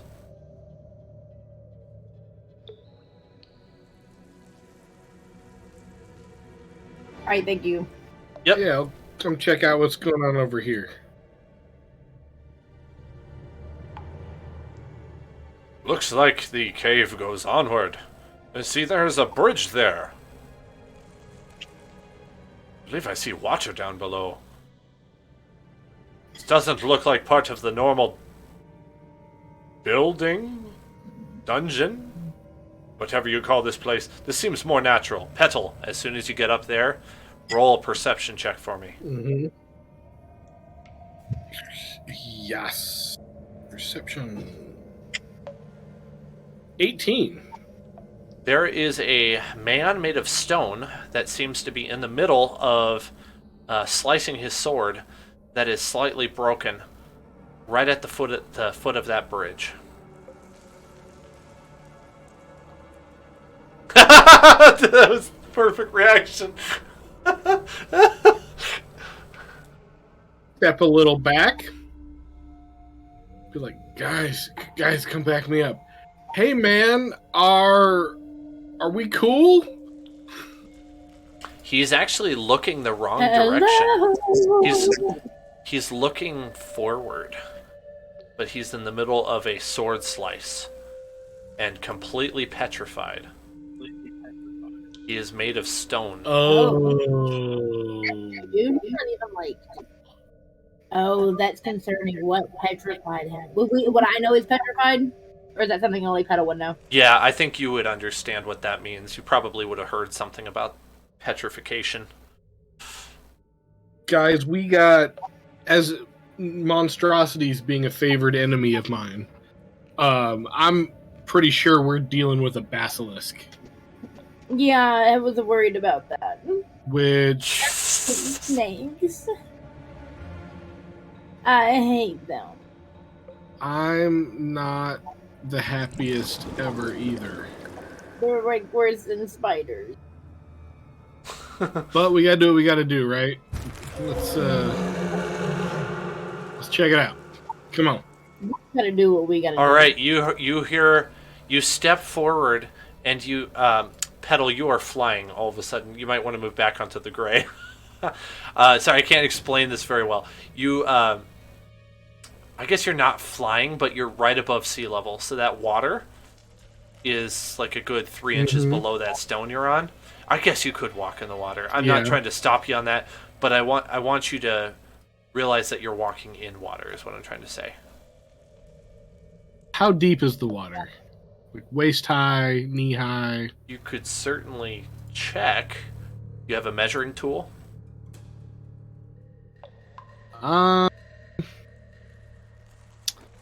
No, I don't.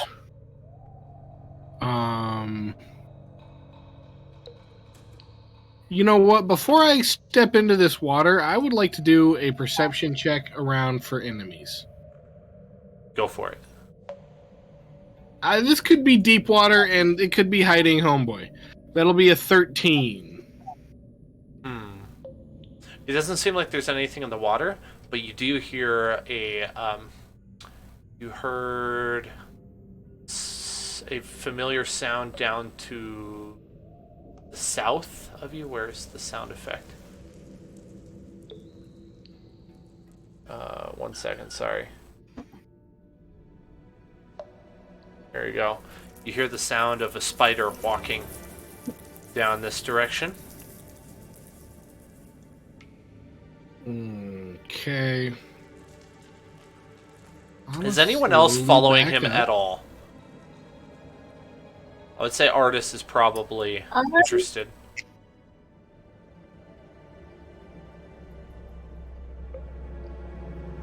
I'm gonna stay here. I'm gonna come here and be like, "Hey guys, there's definitely something down that way."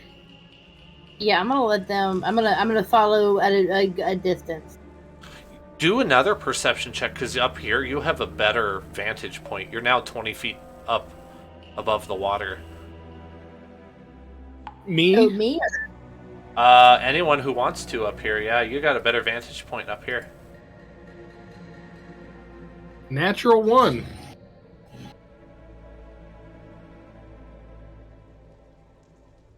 All right. I'll do 1 too. Perception. Anything better than a 1? How about a nat 20? Okay. For a 22. Elvira spots something, which I have revealed on the map. It has not noticed you. Ah.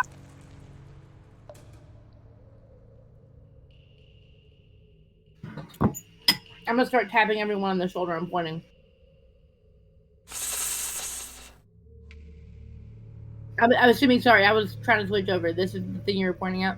Yep, that's right.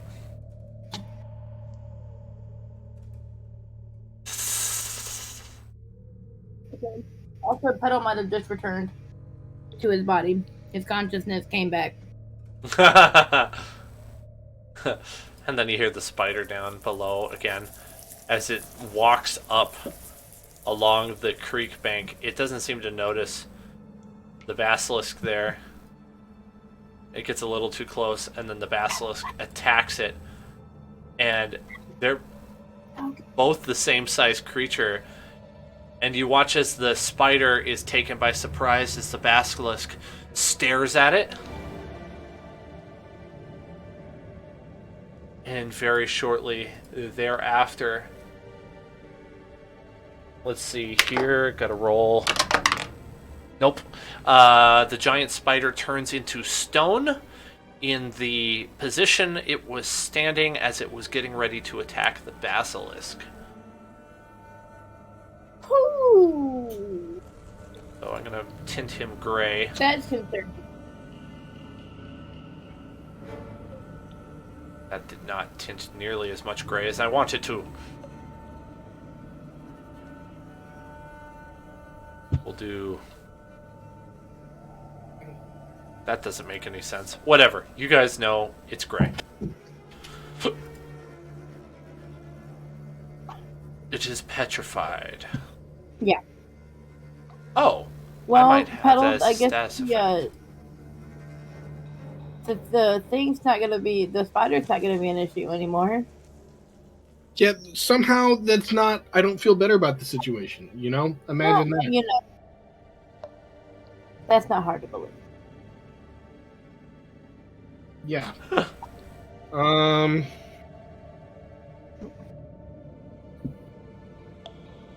Alrighty then. Well, let's deal with this craziness. All right, hold on 1 second. Let me look at the map. Let me look at the map because we're still behind it. So 1 second. 1 second. Elvira's gonna move up next to where Tavok is. Get on my shoulder or something. I gotta measure.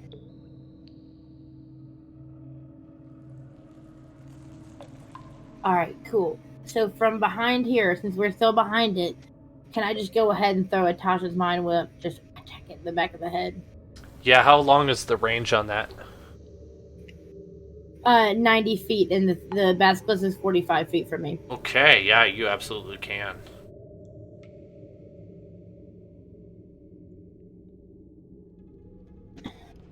So intelligence saving throw, please.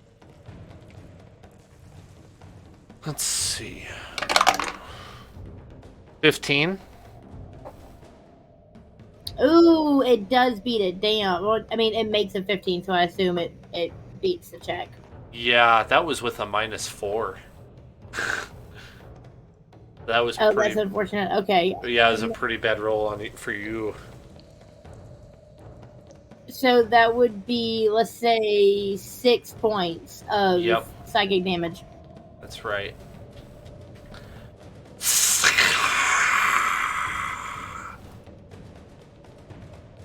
The Godzilla-looking creature turns in anger and looks straight at you, and you feel your blood chill, but nothing happens, as it is too far from you to petrify you. Ah! Roll for Let's keep it up. initiative. Come on, don't fail me now. We go to battle once more. Roll initiative. Oh, there we go. Gets an 12. 11. Reverse numbers. Let's see what artist gets. An 11. Yeah, he's gonna get the 11.1. Petal, it looks like you put yours in already? Mm-hmm. Okay. 1 and 2. Wow. Okay, so Cassandra gets a 1 and Rocket gets a 2. Hello, would you like to play? You're fighting a basilisk. We just started the battle, so you could roll for your initiative if you want. Ooh. It just petrified a giant spider. I need more sustenance for this fight. Which is an important thing to mention. If you guys have just witnessed that if it stares at you, it will turn you into stone. Like, do you have to stare back, or is it just if it glances in your general direction? You could probably consult Like, Volo's Guide to Monsters with high enough is it roll. a Medusa effect? Is it like a Medusa effect, or is it like if it looks at you? Okay. I'll roll survival with advantage if you want. That'll work.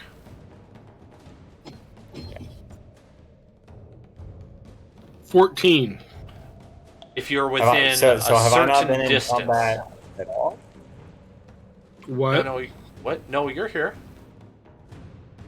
You're here in No, full no, no. health. Like I'm at full. Have I been in combat at all? No, we No, left you out of really. combat, and Oh. then we did a long rest. So everyone's back up to full health. Because they almost got smashed. They fought 3 mimics and a 4-armed gargoyle while you were gone. Okay. Cool. What's your initiative, guy? Oh, what happened? Oh yes. Everyone almost died. You were very missed. By the way, thanks for telling me the lasagna's done, Liz. Oh, my bad. No, not 7. I'm going to use my ambush to roll. It's 9, which wait. Changes nothing. That doesn't matter.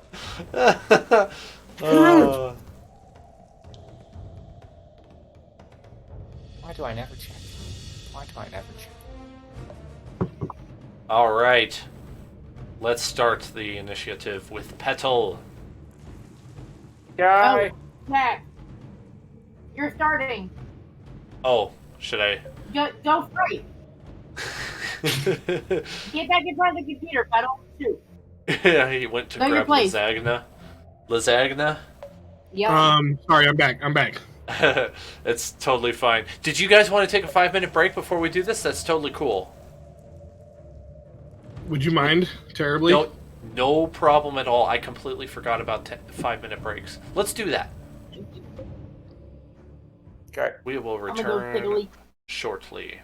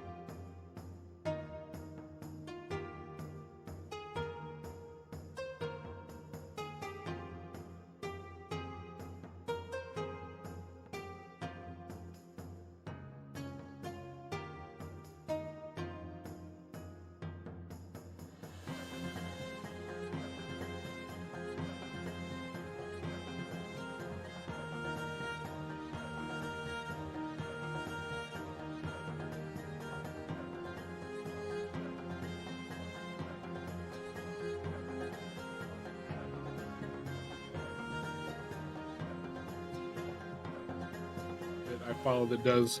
He does a lot of different stuff. He used to do a lot of like, this is being the cardiologist, like this is being the anesthesiologist, like this is being the hospital administrator, what have you.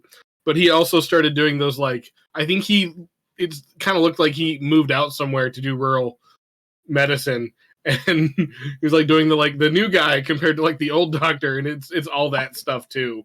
And it's like I'm also like a furrier, and like the Doctor has like the old Doctor has like 10 different hats that he wears. He's like also a judge or something.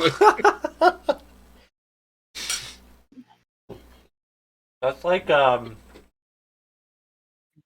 what's his name? The main character in Catch Me If You Can, which we watched in Business Law. I think you were there. Yeah. Which I didn't take that with you, but I've seen Frank Abagnale. Mm-hmm.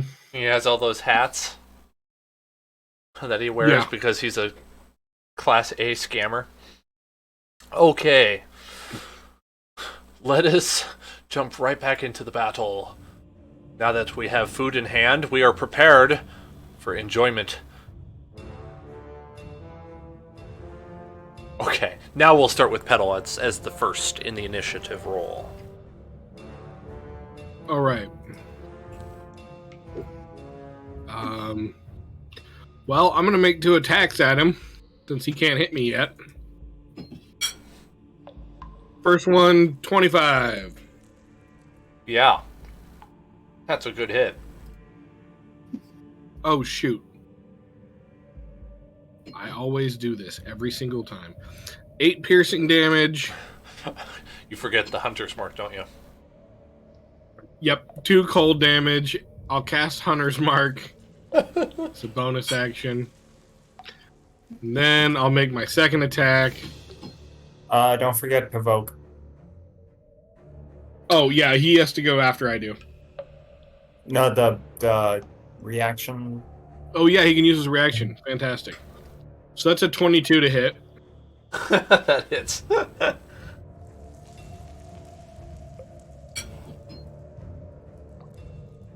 I'm going to re-roll that.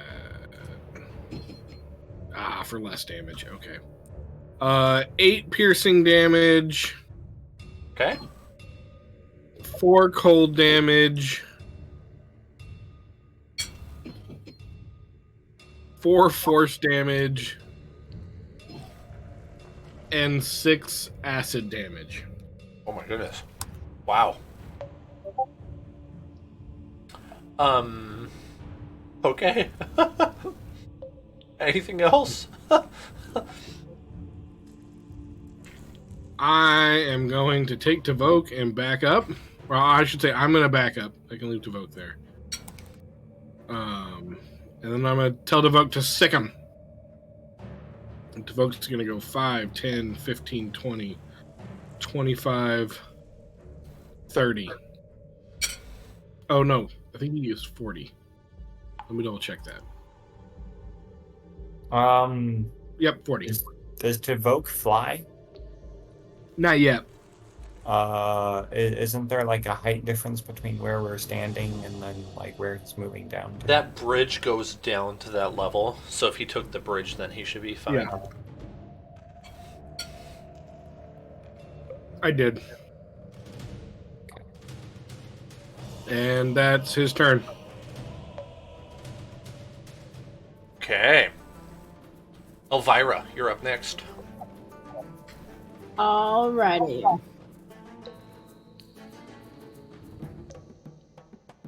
Don't underestimate Elvira as a fighter in these skirmishes. She can pull her own weight. Alright, one last time. Let's try. And one more time. Tasha's Mind Whip. Intelligence saving. Alrighty then. I think it's a nat 1. Okay, cool. So, he can take. How would you do this, Zach? Would he 15. be critical fail on his part? Would be a critical success on hers? No, checks like that don't do critical hits.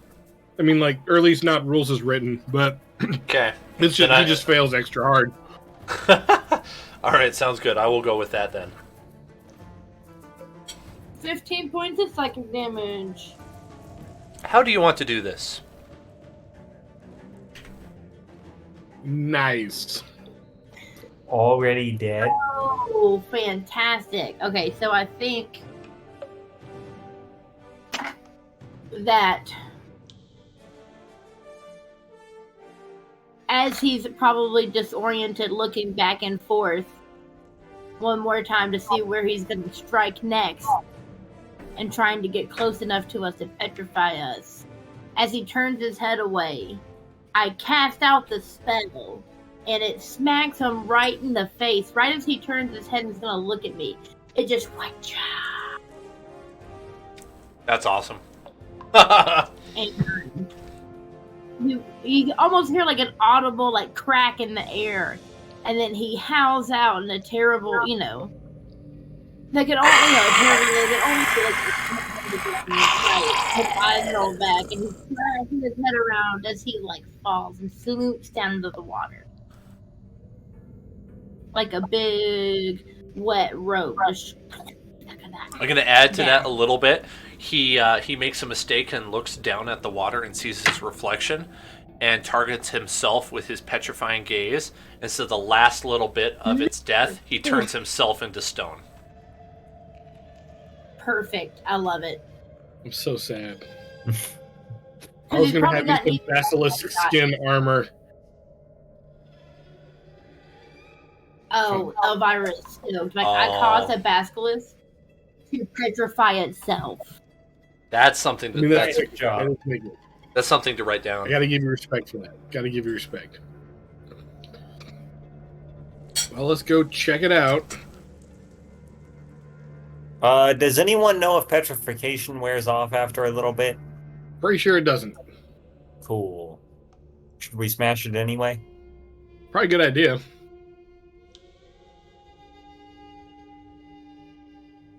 Yeah, Artis is going to inspect the petrified adventurer over here. To no avail.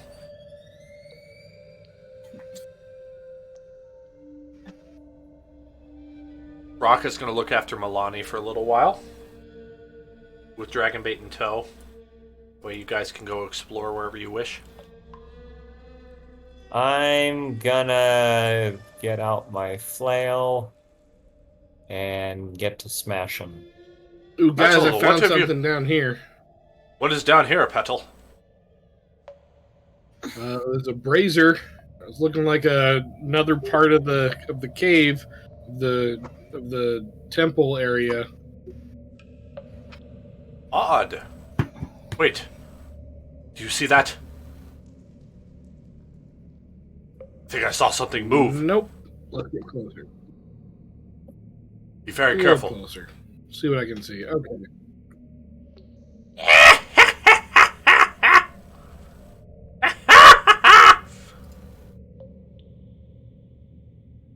Nope.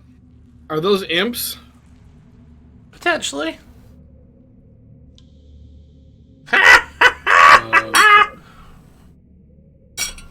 Definitely shooting first and asking questions. Call me when y'all need me. I'll be back here until you do. Bye. I'm definitely gonna holler. These very tiny demons show up in front of you. Yep, I'm shooting the demons. This is just battle after battle tonight. Oh man. There's a 24 hit. Yeah.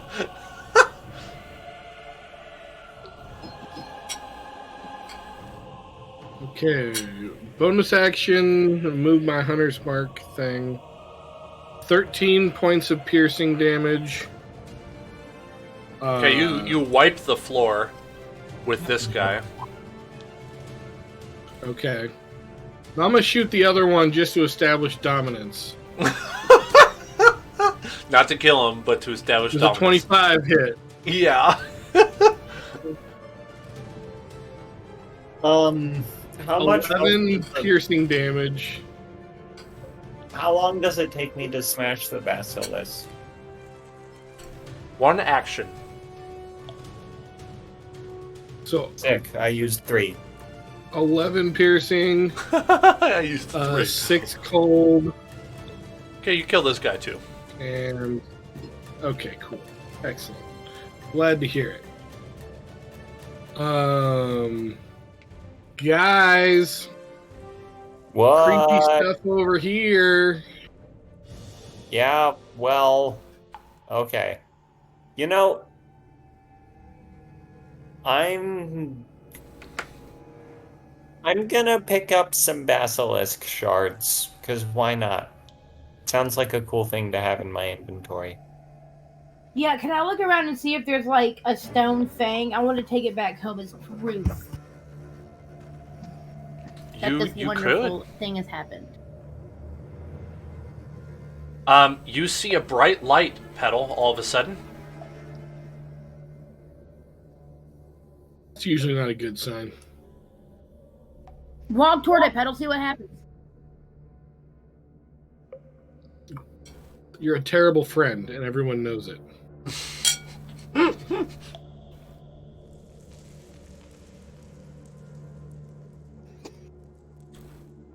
Petal, shall we investigate? Yeah, we'll investigate. Now, Dan, question. So, like, when it turns to stone, like, if it's turned to stone and it gets shattered, is the inside just like regular stone, or is there like a piece of a stone heart that I can find? Ooh, I never thought about that. We'll say there is a part of a stone heart that you can find. Cool. So I'm gonna take like shards of the eyes and the heart. Shards of nausea. Blade that was broken.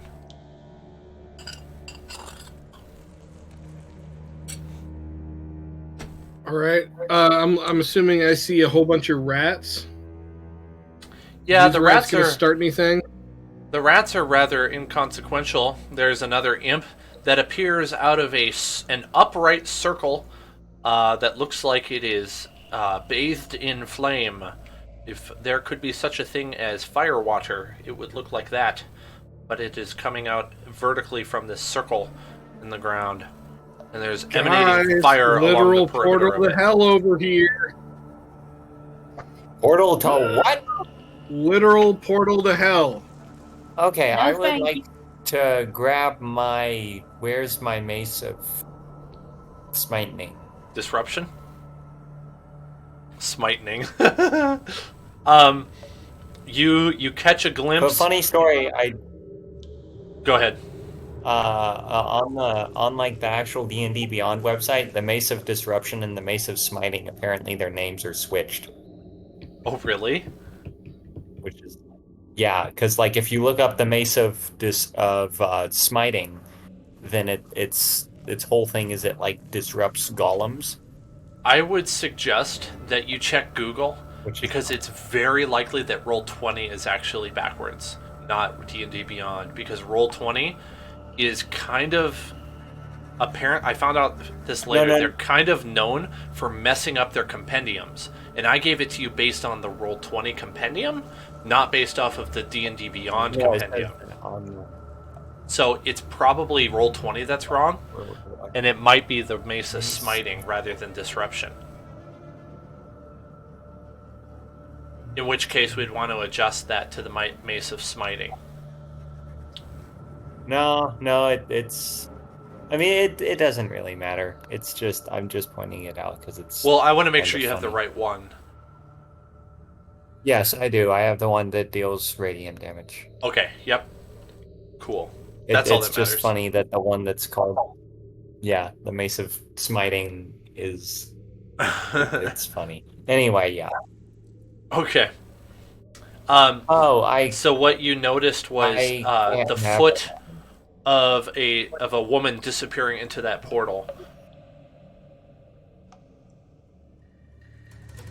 Presumably had something to do with that scream. The soul of a woman was created below. Sorry, Led Zeppelin. Definitely gonna go investigate the literal portal to hell. Can't help myself. Probably not a good idea. Doing it anyways.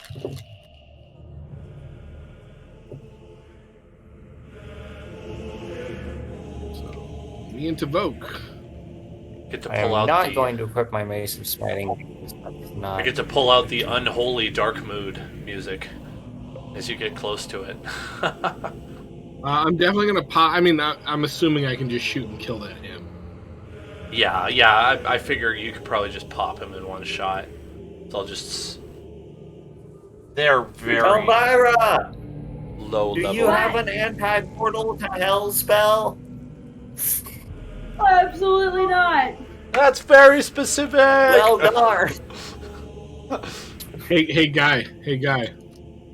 I'll give you a gold if you stick your head in there. No. I am gonna attack it though. Good. Artist, you want to make gracious. a gold? Don't take it. I'll match his 1 gold if you'll let me tie a rope around your waist and you can step in there. Alright, Good I'm gracious. hitting it with Burn Hag. What kind of evil is this? I'm saving- You're hitting it with Burn Hag. I Okay. attack the portal. Alright, so what happens is this. You hit it, the sword goes into the portal. It's like slicing a body of water, and your sword comes out untouched, unchanged. The portal, unchanged. Well, darn. Okay. Hey, Elvira, can you fire Ice Knife in there? I say as I back away. Cassandra offers to Listen, fire a guys. frostbite. Yeah. Do that because it's a cantrip. We'll see what happens. The frostbite hits the portal and it melts as it does so. I'm gonna say, wait. Hey, Tavoke. You want to go check that portal out, man? There you go. Everybody within 30 feet, I need you to make a wisdom saving throw, please. Fantastic. I would like to use my inspiration to You not have to absolutely take may. that crummy roll. You absolutely may. 7. You said So much better. wisdom saving or constitution? Wisdom saving.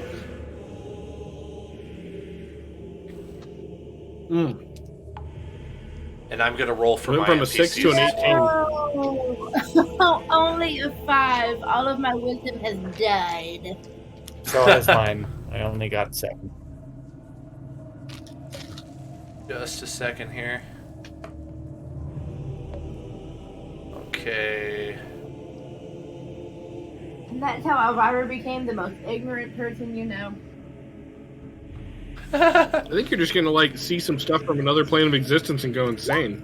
Alright, everybody except for Petal and Raka feel an uncontrollable or almost uncontrollable urge to step through the portal. Feel like it's the right thing to do. Alright, well, I'm about to skip through the portal. Hold up. No. You know what, Kyle? I feel it's... Let's do it. Wait. I'm feeling confident. Let's roll. Right. We've faced Elvira's gonna- necromancers and all kinds of stuff. What could possibly be worse? Elvira's gonna skip toward it, whistling that song that zippity doo dah, zippity day. Oh my god, wonderful thing. Guys, I mean, I know I'm usually really gung ho, but like, did anybody ever feel that magic? Zippity doo dah. I will give you the zippity-day. opportunity, as fair of an opportunity as I can, to try to persuade your comrades, if you wish, but it would be opposed against their previous, their new saving throws. I guess they'd be charisma this time. Yeah. Does that make sense? Well, yes, I would like to do that. Okay, so Mr. you do have an Bluebird, opportunity for that. gosh. I Can love I your use dedication. deception in some way? Can I? Can I just say, I want to give Eli and Liz a point of inspiration for really playing along. I appreciate that. And I'll give Thank Petal you. another That one was for good. his excellent gameplay earlier too. So you can all have a point of inspiration. Thank you. Thank you. Should I roll a charisma saving check then? Yes, if he's gonna try to persuade you. What if we use our inspiration to reroll our charisma saving throw? Oh, okay, so I got a 17 for my charisma saving throw, so hopefully that does me a little bit better. I got a 5. Okay, what does Petal get for his persuasion roll? I was gonna say, can I use deception? Can I try to trick them from away from the portal? Like, I think look, that's guys, reasonable. treasure, or there's enemies or something. Sure. Like only a All good right, thing. well, that was a 5, so I'm gonna use my inspiration to re-roll that. For a natural 20, giving me 26. Man. All right, well, I guess they're convinced. Man, you guys are easily manipulated tonight. Listen, it's for your own good. Enemies? Where? Oh, around the corner. Okay. They're after our food and treasure.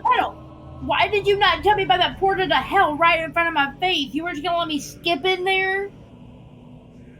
I'm attacking the rats. Do they get their mind back when we get around the corner? You could just slaughter all the rats, Guy, if you want. Say that again, Zach. I rolled a natural 1 on my first attack. Do they seem to get their mind back once we get around the corner? Yeah, out of line of sight, they all kind of begin to start acting more normal again.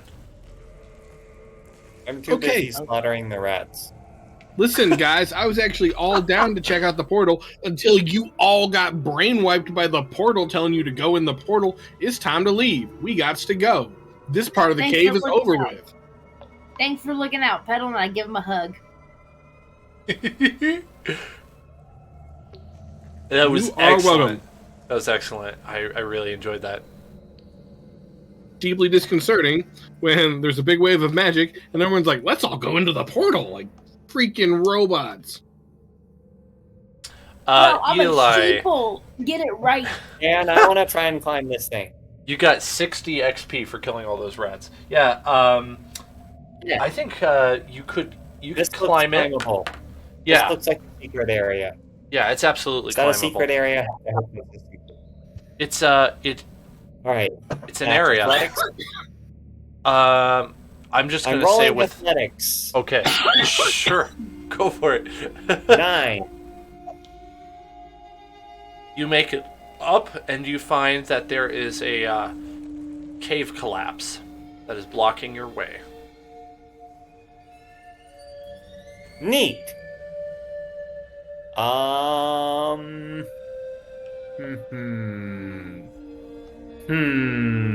I'm gonna switch from Burn Hag to my flail, which is what I used earlier to smash the basilisk.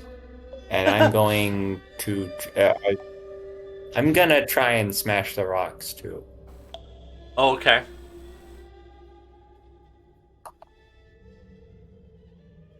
$17.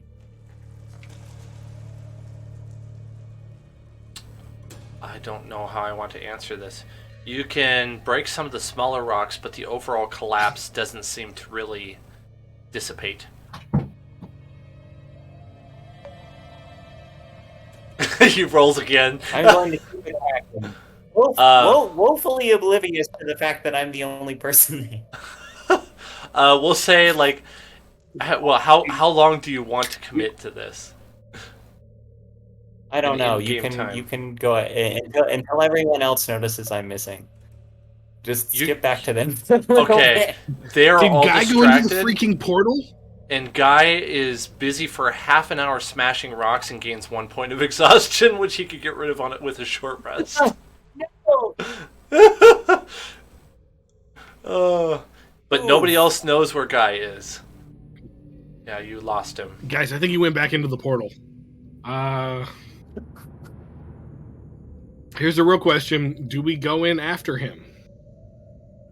I do not know. We look other places other than assuming it's the portal. Let's exhaust all the other ones. Is it possible to be sent back? I'm thinking we send Tavoke in and see what happens. Okay. Tavoke, just pop in and pop back out, bud. All right. Tavoke disappears from your view for about 15 seconds. And then when he comes back, he looks exactly the same. Nothing physically has changed about him. And he can speak to you, right? Yeah, we can speak in Draconic. He describes a very hot place inside of a building. There's kind of a very faint red mist floating in the air, and he heard the sounds of screaming people and torture going on. Was Guy there? Guy was not there. Did not see Guy. Hey guys, is that you? You scared the crap out of me, man. I wet my leathers just a little bit. Guys, I found a secret. I found a secret tunnel. It's blocked, but it's a secret tunnel for sure. I'm kind of worried about making it past the hell tractor beam. Right. Tavok just checked out the portal to hell. Apparently, it is two ways. You can go and come back. From what he said, it sounds like rather, well, hellish, to be honest. So I don't know, but what do we want to do? Because I was pretty sure I saw somebody go in there. I'm actually kind of tired from trying to bash all those rocks down. It I don't know why, but the basilisk was easier to smash than a pile of regular rocks. Saw that adrenaline pumping through you, coursing through your veins. Yep, sometimes some things are harder than other things. It's a strange phenomenon. I personally don't understand it. All right, Dan, can I come down off of this 20-foot ledge? Yeah, you can. I can hold you down. Everyone else. Thank you. Like a 6-year-old in a tree, you're stuck. All right, I'm going to go back to everyone else.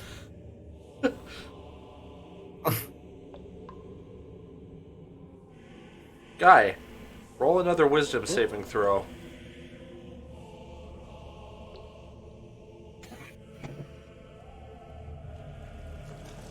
$18. Okay, you're not convinced this time, but you definitely hear satanic whispers coming from the portal. No, bad. Okay, we should leave. That portal is talking to me. Feels like... Yep, I'm with Guy on this.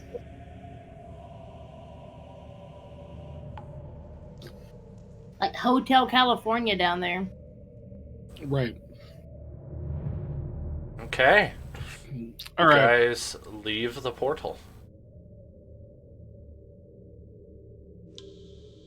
I say we see what's north of here.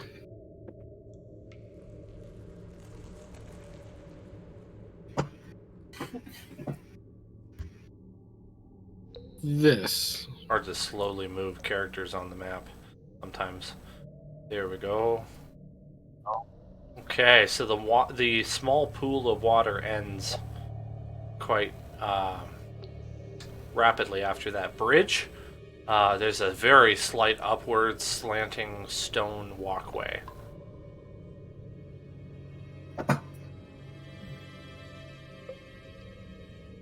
Ooh, Okay. there is a path.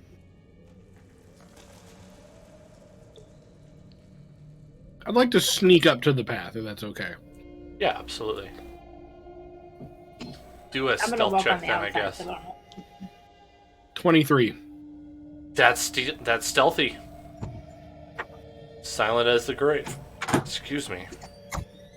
Just the two of you. Just You find a two of 20-foot us. wall in front of you. 20-foot wall. Yes.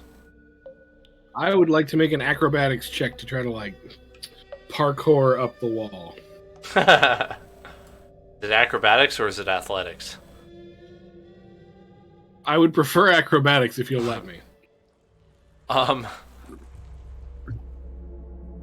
guess parkour. I guess Well, sure, we'll go with it. Yeah. If you would rather do it as athletics, that's okay too. Well, I never know which to apply anyway, so we'll just go with what you'd like. Okay. They're so close to me, like acrobatics and athletics. I have a hard time distinguishing them. It'll be a 24. You make it up easily. It's dark up there. The 20-foot platform extends for only a few feet before it drops down another 20. I'm gonna go back to the edge of the room and be like, "Hey guys, come up here." All right. And I'll I'll toss a rope down and try to help people come out. Like, be quiet. Oh, though. okay. I think that would remove any need for a check. They're all able to slowly get up there, single file, up on top of this 20-foot ledge.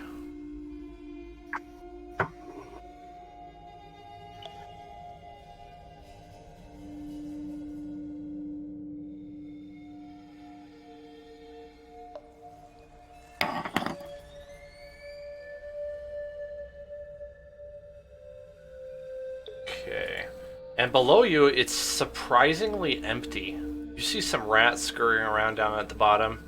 Guy's heart starts going into palpitations as he's very excited to go slaughter some more rats.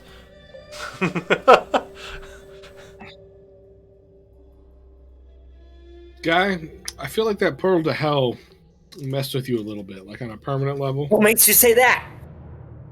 That right there. That right there makes me say that. That's the very thing.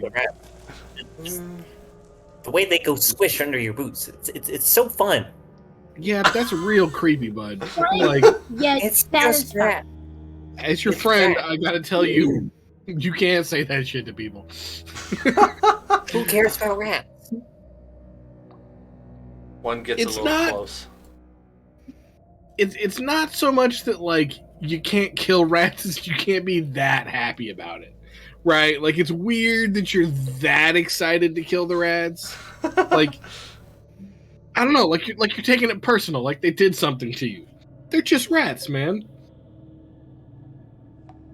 Yeah, counterpoint, they're just rats. No one cares. The rats in a cave, who's gonna care if, like I said, What I'm not about gonna their stop rat you. children I and don't their even rat disagree wives with what you're doing. and their rat civilization? They're just working hard bringing home the rat bacon. I'm not even saying what you're doing is wrong. I'm just saying the way you're doing it's a little creepy. A little creepy. That's it. I'm not even saying stop. I'm just saying dial her back about 20% there, bud. Take about 15% right off the top there, partner. 15 minutes or more could save you 15% on rat life insurance. Oh dear. All right, You're I'm a gonna scamper down. So will Okay. I. Go ahead. We can't. Can you Oh, like, you do can't. something about these walls? No, I have to leave it that way because it does that for the entire dungeon. Any sort of dynamic lighting has to stop you. I just need a reminder when you're at a ledge, I guess. Okay. Oh, okay. I forgot about that. That's my bad. Then I'm gonna stealth forward. If that's okay. Okay. Well, we'll take some stealth checks for anyone who wants to stealth. That'll be a 14. Okay. I'm assuming I see the Bone Boys there. Yep, and he does not respond to your presence, but nobody else is stealthed, so we don't know about anybody else. I'm going to keep attacking rats. I'm going. All right, Guy is foreboding. Oh, sorry, everybody. Only a 3. It's fine. Guy has already decided to throw caution to the winds and slaughter rats. Rattle, rattle. As a skeleton starts moving towards you. Do I kill the rat? Yeah, I'll take shots at the skeletons. You kill the rat. Yes, you do. Cool.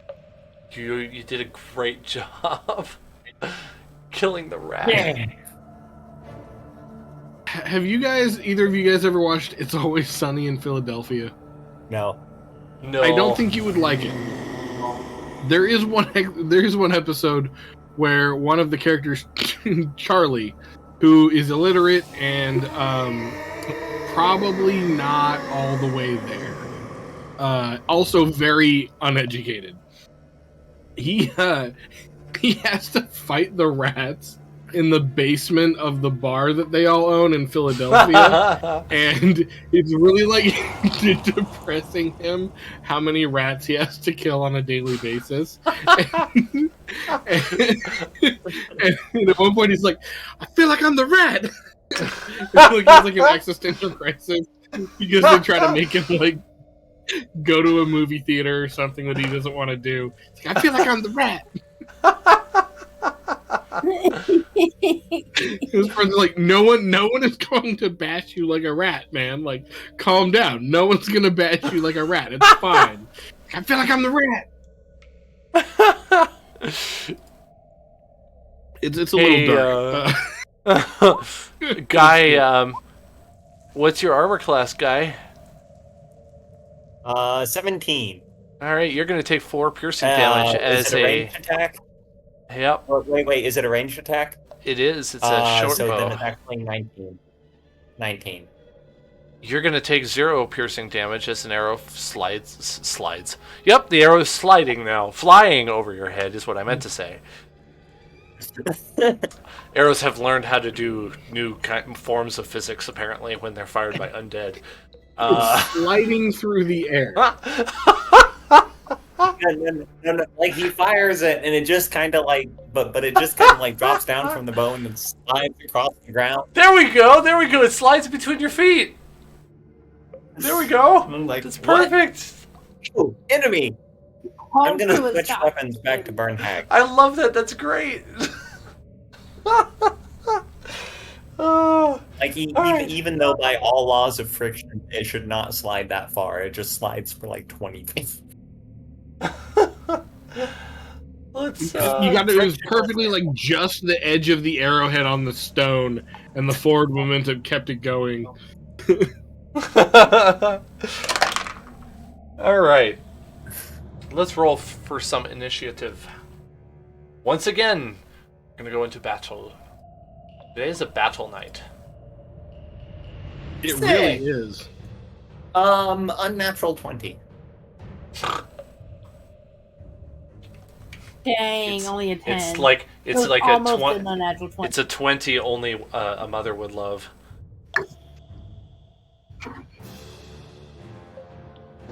Well, it's better than my 9. Let's see. Cassandra gets 13. Oh, I think she has a better dex than the Skeletron. Yeah. Okay, so she gets 13.1. Alright. Starts us off with Guy and then Cassandra. Cool. I'm going to charge towards the skeleton and do 1 attack. I'm gonna use that to get advantage. Okay, does a 23 hit? I believe so. Yeah, absolutely. Cool. Oh, no. Sick. And then 1, 2, 3 of these. Okay. So that is 17 slashing damage. We're gonna go with 2 fire damage and 4 radiant damage. Direct your eyes to the tabletop. He did. Sick. Where was I at the start of my turn? Yeah. Here? Yeah, so that's 1, 2. So that's 1, 2, 3, 4, 5. I've got Hey, there's a one rat move next left. to you. You could attack the rat. There is. I do have an attack left. He could be another. He could squish I'm another going rat. You could to shoot attack the the skeleton. 6. 6 for what? 6 to hit What are you hitting? the rat. Oh, okay. That's what I was missing was the target. Well, you missed the rat. Oh! Just it kind of like dodges my flaming sword and like hisses at me. It's an impressive rat. It pulls out a tiny little skewer and starts fighting you with riposte. Ah! Ah! See, this is why you kill them all. This is what happens if you don't. It like stabs you in Like the foot with its Karen. little skewer. No, I'm just kidding. I'm gonna kind of holler over to Elvira and Cassandra and be like, not the only one that's concerned about this, right? Like the obsession with the rat killing. Like I'm not the only one who's a little worried about that. Seems concerning. I mean, at least he's on our side, right? He's a little addicted to killing rats. I'm very happy I'm a human right now. I was saying, like, you know, it usually starts with small animals and then it gets worse from there. Just gonna throw that out there. That's a good idea. Cassandra to people soon. puts a crossbow bolt in this skeleton, and then it is Artist Simber's turn, and he's going to make a longbow attack. And then just after that, it will move to Elvira. Okay, what's...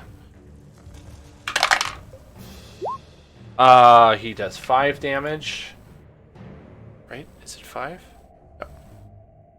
Okay, it's Elvira's turn, and then Petal right after her.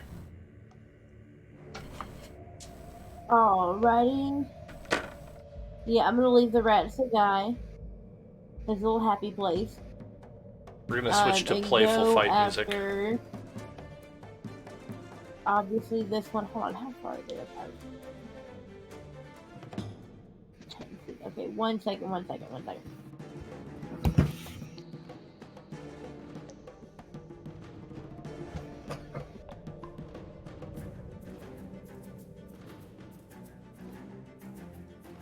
Alright, cool. I'm gonna cast Tasha's Mind Whip at 2nd level where I get to hit both zombies. So, Okay. I'm gonna need an intelligence saving throw for both. Pretty sure Or it's gonna skeleton, sorry, not fail zombies. that. Let's see here. Well, it's not the worst I've seen. No, they both fail. They for sure fail. Alright, cool. So, the first one closest to me takes 13 points of psychic damage. And the one in the back takes 12. Okay, you killed one of them. And I'm gonna throw. Hold on, turn my thing back on for a second. I kill one exactly. Awesome. So I'm gonna cast the spell like I'm throwing like finger guns, like. I like it. I like it a lot. Very nice. Petal's turn.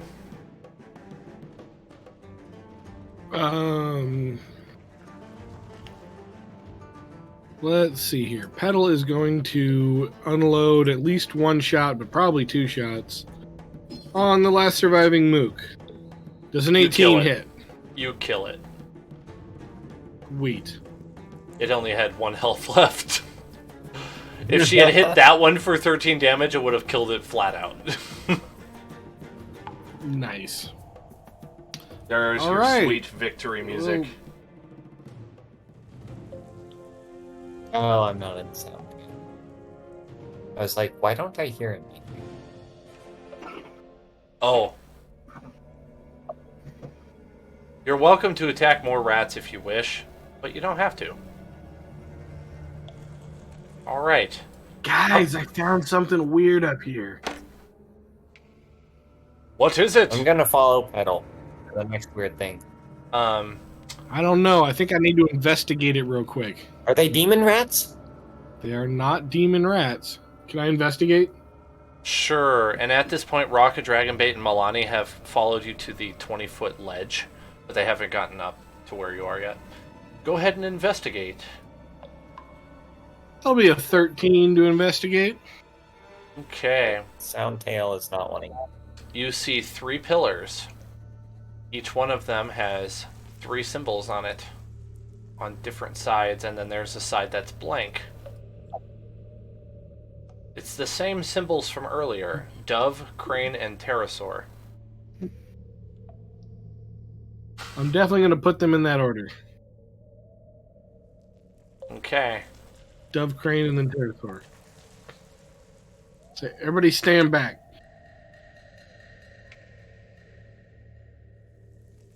Instead of, what happens is this. Another creature appears before you. He rises up out of the floor and starts drifting towards you. Oh, sick! Another one of these guys. Let's roll. Back. Guy's gonna take him on by hand. I'm backpedaling. I attack. I would like to roll initiative and kick It's this a off. 16 hit. We'll say that guy. I'll try to be fair, because he honestly had no control over this, and he can get the first attack in, but I don't know that it's going to be successful. Let's see what the stat block says. You do hit, yes. Awesome. And then and then we want to roll initiative as well. But we'll say that he got the surprise round because he was very excited. He was. He was looking for something to bash. 2 slashing damage, 5 fire damage, and 5 radiant damage. Okay. And then for my second attack, because I get to make hold on. action. Sorry, I had to do some math. Can you repeat that for me? So it was 2 slashing, 5 fire, and 5 radiant damage.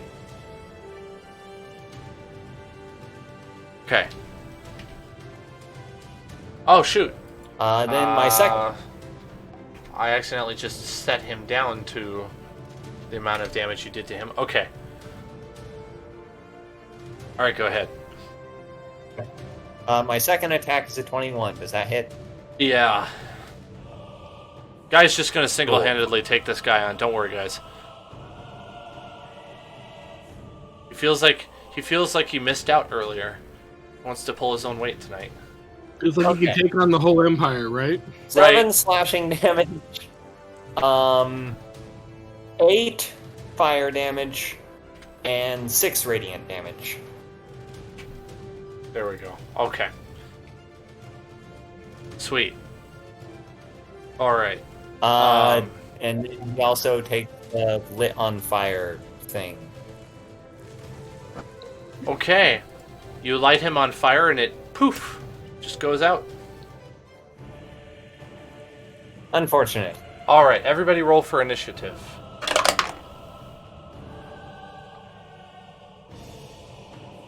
Ooh, coming.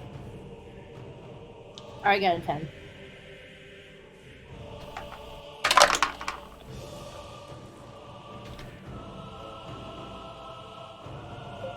Hi, Dad. Alright. I think that's everybody. Petal, what's your dex? 18. Okay, you get the 17.1. Yes. Wait, he still gets to go before me? Oh, man. Well, it was nice knowing you, guy. I look forward to meeting your backup character. Alright, in descending order, Wraith goes first. So it's gonna make an attack. By the way, this guy looks an awful lot like Hawes, just kind of smaller. Yep. Oh no, guys! It's Gron's ugly cousin's brother. Does an 18 hit you, guy? Yes, it does. All right. I need you to roll a Constitution saving throw. Oh dear. I need to beat a 14. Sorry, 8. Guy, you're gonna take 20 necrotic damage.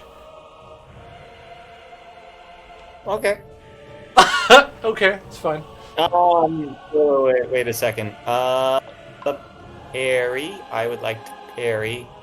Hold on, let me make sure.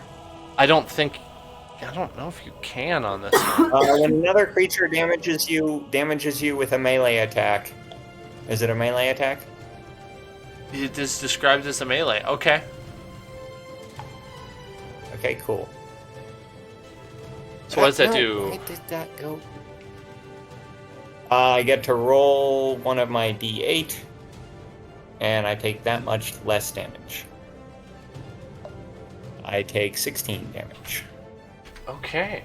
I could see that being extremely useful in situations like this. It already has been. I just forgot you had it. Nice. Petal's turn. Indeed. Petal has a problem. He can't see the enemy. Why not? There is a guy in front of him.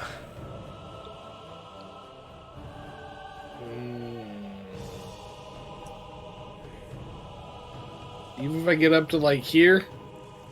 That's probably reasonable. Alright. Just I don't want you shooting off guy's head by accident, you know? Right, well, that would be a huge bummer.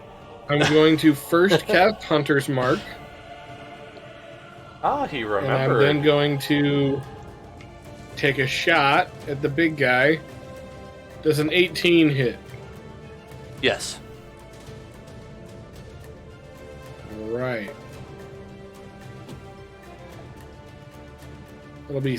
Ooh, I'm going to re-roll that. Perfect. It'll be 13 points of piercing damage. 4 cold damage. And 4 force damage. Okay. And I'm going to do the same thing again. For a dirty 20. Ooh, nice. And don't forget to use Tavoke's reaction thing. Oh, thank you. And on this one, I will use Tavoke's reaction, yes. So that'll be another 13 points of piercing damage.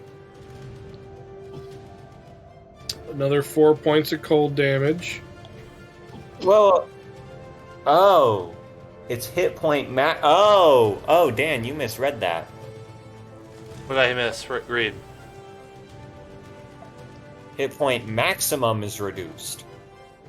Oh, I did, didn't I? Which, I mean, to be fair, that still affects... It kind of does the same thing here. I'll remember that for next time. I'll remember that for next time, then. Oh, that's incredibly brutal. I can't even heal from that. I think you need restoration. You know what? This guy's just not up on his spells. He's been dead a long time. He forgot one of the key words to the incantation, so it's less powerful. It's like a 2-word dragon shout. Okay. So that's 13 piercing, 4 cold, 1 force, and then with Tavoke's reaction, 6 acid. Oh, wow. And then I'm going to back up a little bit.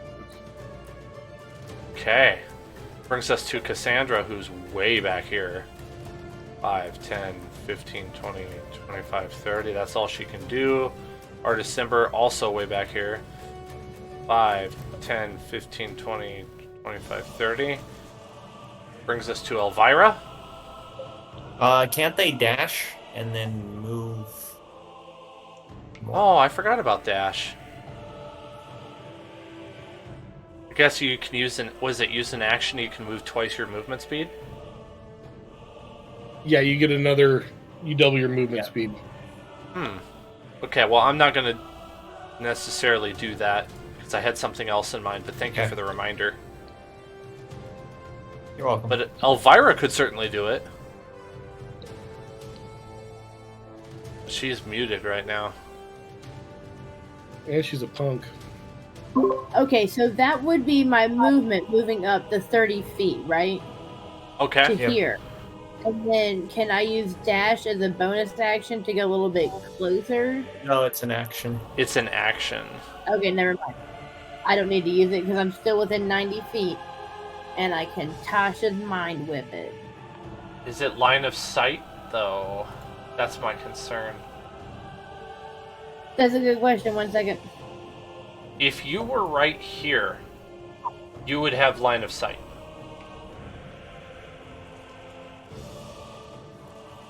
Wait, let me get back to the map. Okay, yeah, let me put it right here then. There you go. Hate to nitpick. Yeah, it has to be. I can see it. No, you're good, thank you. Yep. And hey, it helps me learn. So then, I'm just gonna cast it at this level. Alright, intelligence saving throw, please. Okay. He gets a 15. Well, dang it. I need to extend my screen. And only 5. Oh, shoot. So, what, 4? No, not even that. 2 points of psychic damage. We landed on thick this time.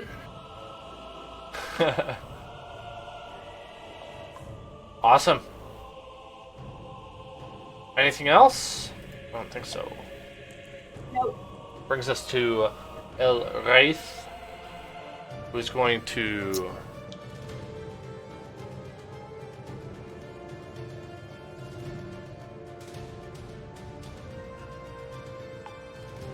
he's going to take an opportunity attack from Guy.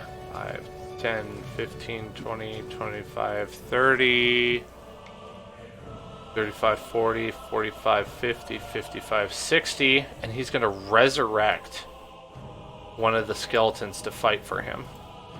But he's going to take that opportunity attack from Guy. I'm going to need someone to roll for me. I can't access my I'll do it right for now. you. I'll do it for you. Oh, do you want to get it for me, Zach? That'd be great. Sure. Appreciate it. You rolled a 5, my guy. Oh, my guy. If you want, you can use my fainting attack, which is a bonus action and a superiority die, and that gives me advantage. Okay. Or a 7. Neither of those hit. So he gets away with sorry about that. With his thing. No worries. My bad, dude. It's used its action. It is now Petal's turn. Alrighty. Petal is going to move over here to better line up and take 2 more shots at it. It's still got the hunter's mark. First one. Does a 17 hit? Indeed. Roll 9 piercing damage. 3 cold damage. 3 force damage. And Tavok's reaction for 4 acid damage. And that's attack 1. Attack 2 is a 25 to hit. Yep. 12 piercing damage. 5 cold damage. and 5 force damage. All right. How do you want to do this? I don't get to Vokes because we hadn't used it.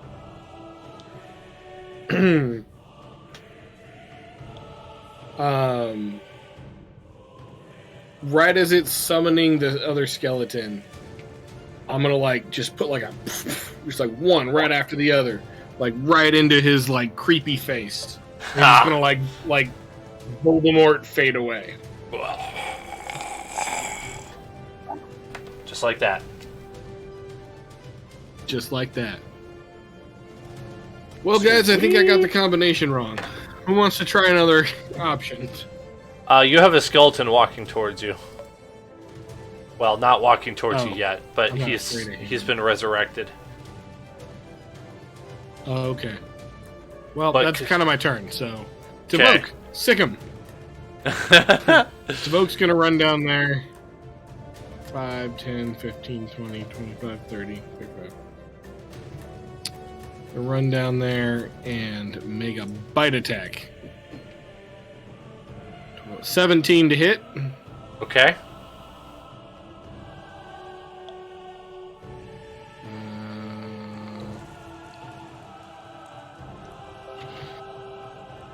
And then 1d6 plus 3. 4 points of damage. Right on. Cassandra's also going to fire right after he does for 6 damage. 6. Bring us to Artis, who's going to fire. Longbow. If he hits, he kills. Yes. Okay. Artis, how would you like to do this? Well, I'd like to shoot him in the face. Thank you. He did. Again. You don't get XP for killing him twice. Nice. Yas, queens. Okay. So you got the wrong permutation.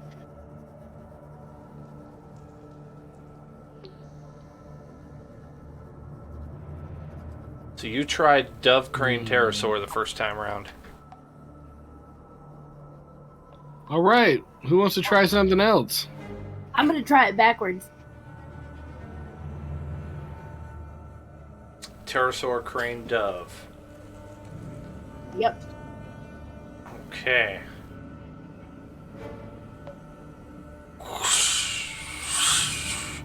You start to hear splashing sounds. What do y'all think? And the astute of you see this. What is it?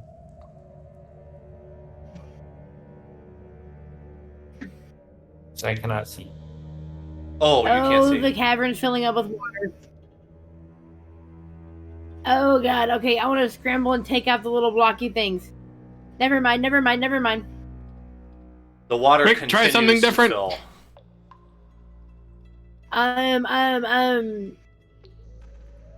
gonna flip a destiny point. I'm playing. I forgot that notepad that I was gonna write these things on. Hey, Dad. I need more screen time. D&D is still going. Oh, shoot. So you have tried Dove Crane Pterosaur and Pterosaur Crane Dove.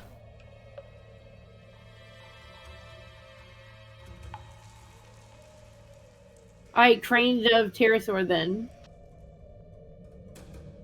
I'm sorry, could you say that again? I didn't understand. I need to write these down so I know what I'm doing. Shoot. I'll give you a moment. You want to do Crane, Pterosaur, Dove? So there's Crane, Pterosaur, Dove, which did not work, right? You've not done that one. Okay, let's try that one. Crane, Pterosaur, Dove. Alright. You arrange the pillars in that form. and a secret door opens for you. Woohoo! Is it still flooding with water? Yes. Alright, well, let's hurry then. Into the door. Into the door. Yes, oh no! I just moved the map by accident. That would be very cool magic, like, and the door just keeps moving further and further down the hall. Alright, so you guys pop through the door, and you notice something. You're missing half your party. Maybe a third. There's water spilling out the secret door. The guy goes back. We must go I get moved them. him because I don't know where he wasn't moving. Oh, I see. That was just a joke. I moved him as if like Elvira grabbed him to the door. Was and hilarious. The third of your party was gone. I was like, never mind. That's being mischievous. You're missing 3 people.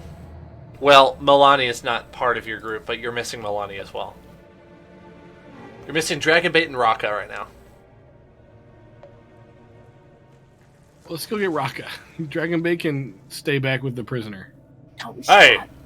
He is my companion too. We must get him. Oh, fine. Hey, guys. Guys. Good news, bad news. The creature that was down here, we killed him. That's the good news. Bad news is, it is filling with water in here, so let's go quickly. Okay, we'll have some checks from them to get down. Raka falls flat on his beak. It kind of hurts. He takes 2d10 damage for falling 20 feet. The other one makes it down. Okay, so Dragonbait gets down just fine, but Raka takes 7 damage from falling.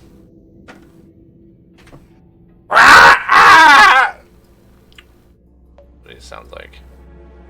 Are you leaving Milani?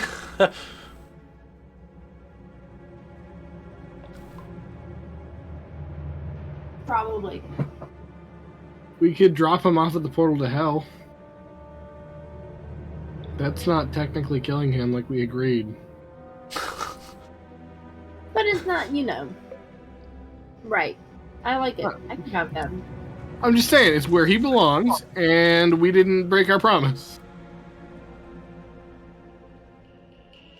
The astute among you notice that the front door is swung partially open.